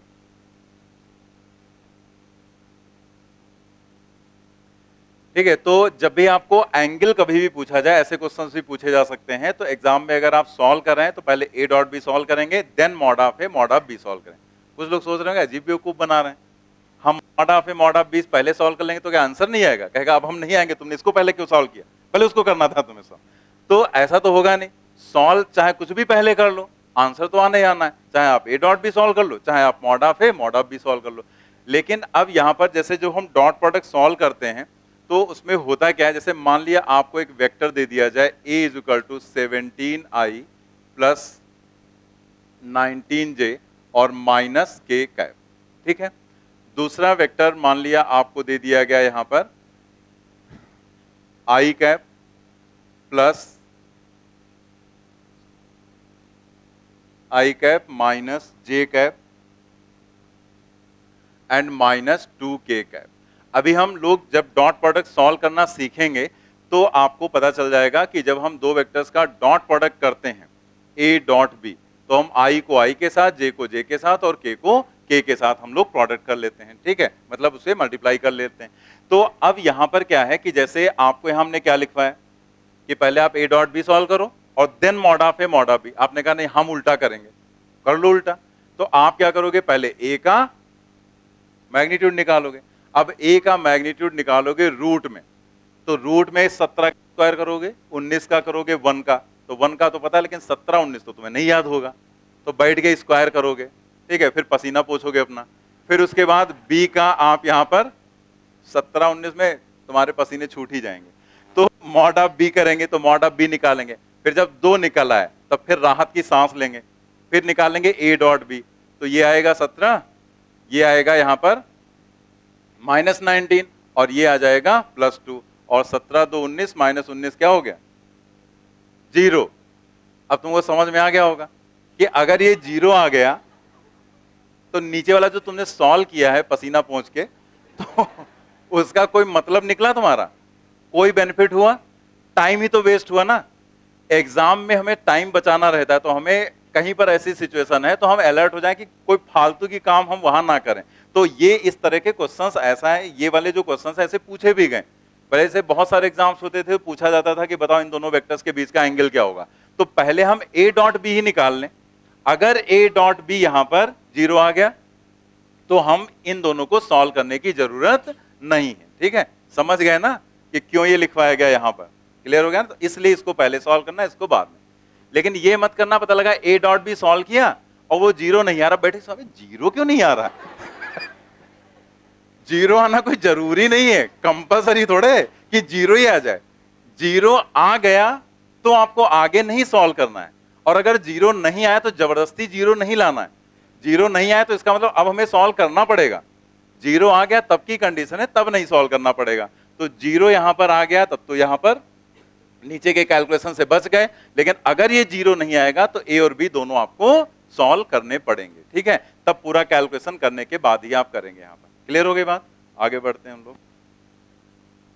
नेक्स्ट देखते हैं A dot B is equal to mod of A mod of B and cos theta. अब यहां पर ऐसे कुछ थ्योरेटिकल वगैरह क्वेश्चंस में दिया जा सकता है, मैचिंग वगैरह में डाला जा सकता है, इसलिए एक पॉइंट है आपको बस ऐसे बता दिया गया। एक बार जान लेते हैं पहले से तो समझ में भी आ जाता है और जल्दी से हम लोग पकड़ भी लेते हैं क्वेश्चन में। A dot B mod of A mod of B cos theta, अगर थीटा की वैल्यू 0 है, बड़ा कर देते हैं, दिख रहा है ना। अगर यहां पर थीटा की वैल्यू 0 है तो थीटा अगर 0 रखेंगे तो cos 0 क्या होता है 1। और ये हम आपको पहले बता चुके हैं वेक्टर एडिशन में कि अगर एंगल दोनों के बीच का 0 है तो इसका मतलब दोनों कैसे होंगे, पैरेलल वेक्टर्स हो जाएंगे। तो यहां लिखा गया theta is equal to 0 that is A and B are parallel, then तो cos 0 की वैल्यू 1 होती, तो यहां पर क्या आ जाएगा, then A dot B is equal to mod of A and mod of B. ठीक है, से अगर थीटा 90 है तो थीटा अगर 90 मतलब ए और बी दोनों कैसे हो गए, परपेंडिकुलर। तो अगर दोनों वेक्टर्स परपेंडिकुलर हैं तो थीटा अगर 90 रखोगे तो cos 90 0, यानी कि यहां पर आ जाएगा A dot B is equal to 0। ये बहुत ही ज्यादा इंपॉर्टेंट है और लगभग लगभग हर एग्जाम में 2-2 3-3 बार पूछा गया है क्वेश्चन कि थीटा 90 वाला, कि अगर दो वेक्टर्स परपेंडिकुलर हैं तो इसका हमें यूज भी करना रहता है। अलग अलग तरीके से क्वेश्चंस पूछे गए, हम लोग आगे करेंगे भी। तो आपको ध्यान रखना कि अगर दो वेक्टर्स परपेंडिकुलर हैं तो उसका डॉट प्रोडक्ट 0 होगा। ठीक है, if theta is equal to 180 that is A and B are anti parallel, then अगर ए और बी यहां पर थीटा 180 है तो ए और बी कैसे होंगे, एंटी पैरेलल, अपोजिट डायरेक्शन में। ऐसी कंडीशन में जब आप यहां रखोगे थीटा 180 तो आ जाएगा -1, मतलब यहां पर क्या आ जाएगा, A dot B is equal to negative of mod of A and mod of B. ठीक है, तो ध्यान रखना, और ये इसमें बहुत ही इंपॉर्टेंट रहता है, जो बहुत जगह पर यूज होता रहता है, A dot B is equal to 0। ये सब कुछ रटना नहीं, बस ए डॉट बी को आपको याद रखना है कि वो परपेंडिकुलर की कंडीशन बहुत जगह पर यूज होती रहती। कोई रटने वाले कोई फार्मूले थोड़े हैं ये आपको कॉन्सेप्ट बताए जा रहे हैं कि अगर जैसे उसने कह दिया ए और बी पैरेलल हैं तो हमने ये कर रखा है, तो हमारे दिमाग में जब हम 3-4-5 बार रिवीजन कर लेते हैं तो यह आ जाता है कि अगर ए और बी पैरेलल है तो उसका मतलब दोनों के बीच का एंगल 0, ये तो हमें याद आ जाता है। लेकिन ये नहीं याद आता है तो हमारे दिमाग में आएगा डॉट प्रोडक्ट में भी हमें कुछ पैरेलल से रिलेटेड चीज बताई गई थी, यानी कि दो वेक्टर्स का डॉट प्रोडक्ट उनके मैग्नीट्यूड के प्रोडक्ट के बराबर होगा। सेंटेंस में लिखकर भी तो दे सकते हैं, तो दो वेक्टर्स का डॉट प्रोडक्ट उनके मैग्नीट्यूड के प्रोडक्ट के बराबर होगा। दो वेक्टर्स का dot product negative of product of magnitude होगा। सेंटेंस स्टेटमेंट में लिखकर भी दिए जा सकते हैं। तो अगर पहले से किया हुआ है तो समझ में आ जाता है, जल्दी से हम पकड़ लेते हैं उसे। तो अगर ऐसा है तो वो पैरेलल वेक्टर्स होंगे, अगर ऐसा है तो वो एंटी पैरेलल वेक्टर्स होंगे, और अगर 0 है तो वो परपेंडिकुलर वेक्टर्स होंगे। ऐसे यहाँ पर एक पॉइंट और देखो, जैसे अगर दो वेक्टर्स हैं डॉट प्रोडक्ट उनका करना है, सेम वेक्टर्स हैं, मतलब ए वेक्टर है और दूसरा भी वही सेम वेक्टर है ए डॉट ए, तो अगर आप यहां पर लिखेंगे तो magnitude of A and cos angle क्या होगा, 0, क्योंकि अगर दोनों सेम वेक्टर हैं तो दोनों एक ही डायरेक्शन में तो होंगे, अगर दोनों ए वेक्टर हैं तो दोनों का मैग्नीट्यूड, दोनों की डायरेक्शन सेम, तो जब सेम डायरेक्शन होगी तो एंगल क्या होगा, 0।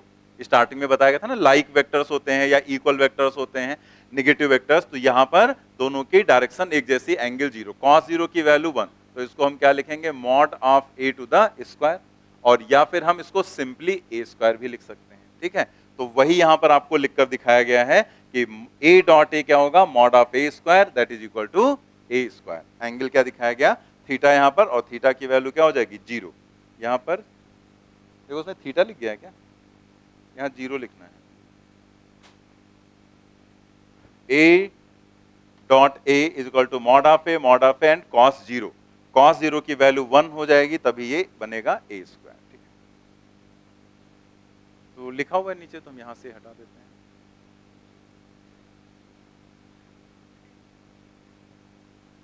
क्लियर हो गया ना। अब यहां पर नेक्स्ट देखते हैं, इसके जो प्रॉपर्टी है 6 नंबर की, नोट कर लिया ना।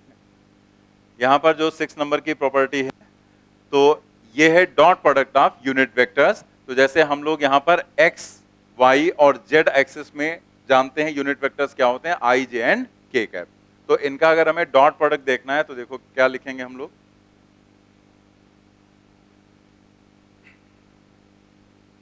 जैसे आपको यहां पर लिखना है i डॉट i, पहले देख लो आप, i डॉट i, तो अभी पीछे ही बता दिया गया कि i डॉट i का मतलब उसके मैग्नीट्यूड का स्क्वायर, यानी कि i डॉट i का मतलब 1 इंटू कॉस 0 होगा, यही होगा ना, और कॉस 0 की वैल्यू 1, तो इसका मतलब i डॉट i की वैल्यू 1 आएगी। मतलब हम यहां पर लिख सकते हैं कि ये क्या इंप्लाई कर रहा है, ये इंप्लाई कर रहा है i dot i is equal to j dot j is equal to k dot k, ठीक है, k डॉट k, इन सबका प्रोडक्ट क्या होगा, 1। तो i dot i, j dot j and k dot k क्या होगा, 1।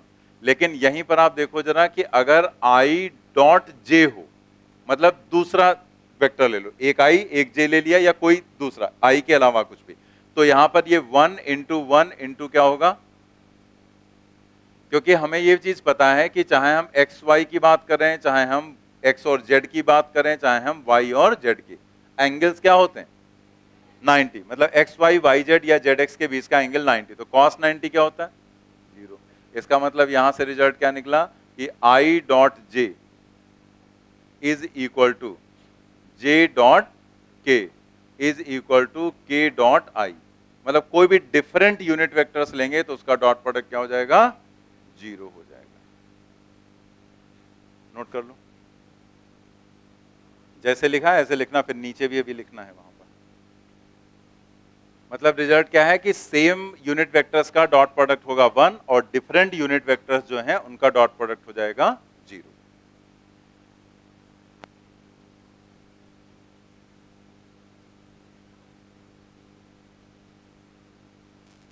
नोट कर लिया सभी ने। तो यहां पर सेम यूनिट वेक्टर हैं तो उनका डॉट प्रोडक्ट क्या हो गया, 1, और डिफरेंट यूनिट वेक्टर्स हैं तो उनका डॉट प्रोडक्ट क्या हो जाएगा, 0 हो जाएगा, ठीक है। तो जैसे मान लिया कोई वेक्टर हमने यूनिट वेक्टर लिया a डॉट a, तो a डॉट a की वैल्यू क्या आ जाएगी, 1, और a डॉट b की वैल्यू क्या आ जाएगी, 0। कैसे 0 हुआ बताओ जरा, एक्सप्लेन करो, ऐसे सुर में बोले हो जो। 1 वाला तो समझ में आ रहा है, 0 वाला हमको नहीं आ रहा है, तुम्हें तो खैर कोई नहीं आ रहा, तुम्हें ना 1 आ रहा है, तुम्हें तो रटा रटा है, फंडा मिल गया, ऊपर 1 नीचे 0। सोच समझ के आंसर दो हमेशा। यहां पर हम लोग जो काम कर रहे हैं यूनिट वेक्टर्स हैं आई जे के, हम उनकी बात कर रहे थे, यानी कि यहां पर हम dot product of unit vectors जो निकाल रहे हैं, चाहे तो आप यहां लिख लो unit vectors I cap, J cap and K cap, उन्हीं की तो बात की जा रही, वही डायग्राम बना हुआ, उन्हीं का हमने बात यहां पर किया। तो इनकी अगर हम बात कर रहे हैं तो आई जे के की बात, तो वहां पर ये चीज है। अब जैसे दो सेम वेक्टर्स हैं, उसका डॉट प्रोडक्ट आपने 1 लिखा, तो ये तो चलेगा काम, यहां पर हो जाएगा। क्यों? क्योंकि यहां पर ये दोनों सेम वेक्टर होंगे तो इसके बीच का एंगल तो 0 होना ही होना है। यानी कि ये तो आप लिख लोगे 1 इंटू 1 और इंटू कॉस 0, तो कॉस 0 1, तो ये तो 1 आ जाएगा। लेकिन जब आप यहां लिखोगे तो आप लिखोगे इसे 1 इंटू 1, तो दोनों के मैग्नीट्यूड तो होंगे क्योंकि यूनिट वेक्टर्स हैं, लेकिन दोनों के बीच का जो एंगल है वो तुम्हें 90 कहां से पता चल गया? यहां तो पता है x और y के बीच का एंगल 90 होता है, इसमें तुम्हें कौन बता के गया था कि a और b के बीच का एंगल 90 होगा? होगा 90? कुछ भी हो सकता है ना, 30 भी तो हो सकता है, 45 भी हो सकता है, 60 भी हो सकता है, 90 भी हो सकता है, बट हमें पता क्या? हमें नहीं पता है। तो जब हमें नहीं पता है तो हम यहां क्या लिखेंगे? थीटा, और तब इसका आंसर आएगा कॉस थीटा, ना कि उसका आंसर 0 आएगा। तो अगर 0 आपने लिख दिया तो ये हो जाएगा गलत, ऊपर वाला सही लेकिन नीचे वाला गलत हो गया था। ठीक है, तो आपको यहां पर ऐसे समझना है, यानी कि अगर कोई भी यूनिट वेक्टर अगर आपको दे दिए जाए डिफरेंट, तो उसका प्रोडक्ट आप 0 नहीं लिख देंगे। सेम है तब तो लिख दो 1, चलेगा, लेकिन डिफरेंट है तो आप इसे लिखेंगे 1 इंटू 1 इंटू कॉस थीटा लिखेंगे। दैट मीन्स इसकी वैल्यू आएगी कॉस थीटा। अब ये सब कुछ थीटा पर डिपेंड करेगा। थीटा अगर 30 डिग्री होगा तो √3/2 आ जाएगा, 60 होगा तो 1/2 आ जाएगा, 45 होगा 1/√2, 90 होगा तो 0 आ जाएगा। ठीक है, तो वो तो डिपेंड करेगा थीटा। तो अब यहां पर, यहां तक हम लोगों ने कर लिया। अब यहां से जो हमने रिजल्ट देखा है, ये इसी का यूज करेंगे। अगर हमारे पास एक वेक्टर है a, जिसको हमने लिखा a1 i cap plus a2 j cap plus a3 k cap, और ऐसे ही हमने लिखा दूसरा वेक्टर b, ये हो गया b1 i cap plus b2 j cap plus b3 k cap. हमें निकालना है इनका डॉट प्रोडक्ट। तो डॉट प्रोडक्ट क्या होगा? a dot b। जैसे अलजेब्रा में ऐसे आपने कभी प्रोडक्ट तो किया ही होगा ना, तो जैसे अलजेब्रा में करते हैं वैसे यहां पर करेंगे। अब देखो यहां पर आप सबसे पहले क्या करेंगे? इन दोनों का करते हैं, पहले इससे इसको करेंगे, फिर ऐसे करेंगे, फिर ऐसे करेंगे। तो जब हम इसे दोनों को प्रोडक्ट में लाएंगे तो इनका प्रोडक्ट क्या हो जाएगा? a1 b1, और i को i के साथ करेंगे, क्या हो जाएगा? 1। लेकिन फिर जब i को j के साथ करोगे या i को k के साथ करोगे, क्या आएगा? 0। यानी कि इसे हमें लिखने की जरूरत नहीं है। ऐसे ही जब आप j को करोगे तो j को i के साथ करोगे तो 0 हो जाएगा, और j का k के साथ करोगे तो भी 0 हो जाएगा। यानी कि j को सिर्फ किसके साथ कर सकते हैं? j के साथ। यानी कि यहां पर a2 b2 आ जाएगा। और ऐसे ही जब हम इससे प्रोडक्ट करेंगे, मल्टीप्लाई करेंगे, तो इसे सिर्फ इसके साथ कर सकते हैं, बाकी के साथ करोगे तो क्या आएगा? 0 आ जाएगा। यानी कि यहां पर जो मल्टीप्लीकेशन होगा वो आ जाएगा a3 b3। ठीक है, तो ध्यान देना, ये हमने डॉट प्रोडक्ट लिखा, जोड़ के नहीं लिखा है, गुणा करके लिखा, मल्टीप्लाई करके। हाँ, पता लगा ऐसे करके हम जोड़ते ही है ना अक्सर, तो यहां पर जोड़ा नहीं किया, क्या किया गया? a dot b। तो a1 b1 a2 b2 a3 b3। यानी कि जब भी आपको डॉट प्रोडक्ट करना है तो आपको बाकी को देखने की जरूरत ही नहीं, i को i के साथ, j को j के साथ और k को k के साथ प्रोडक्ट कर देंगे। नोट कर लो इसे।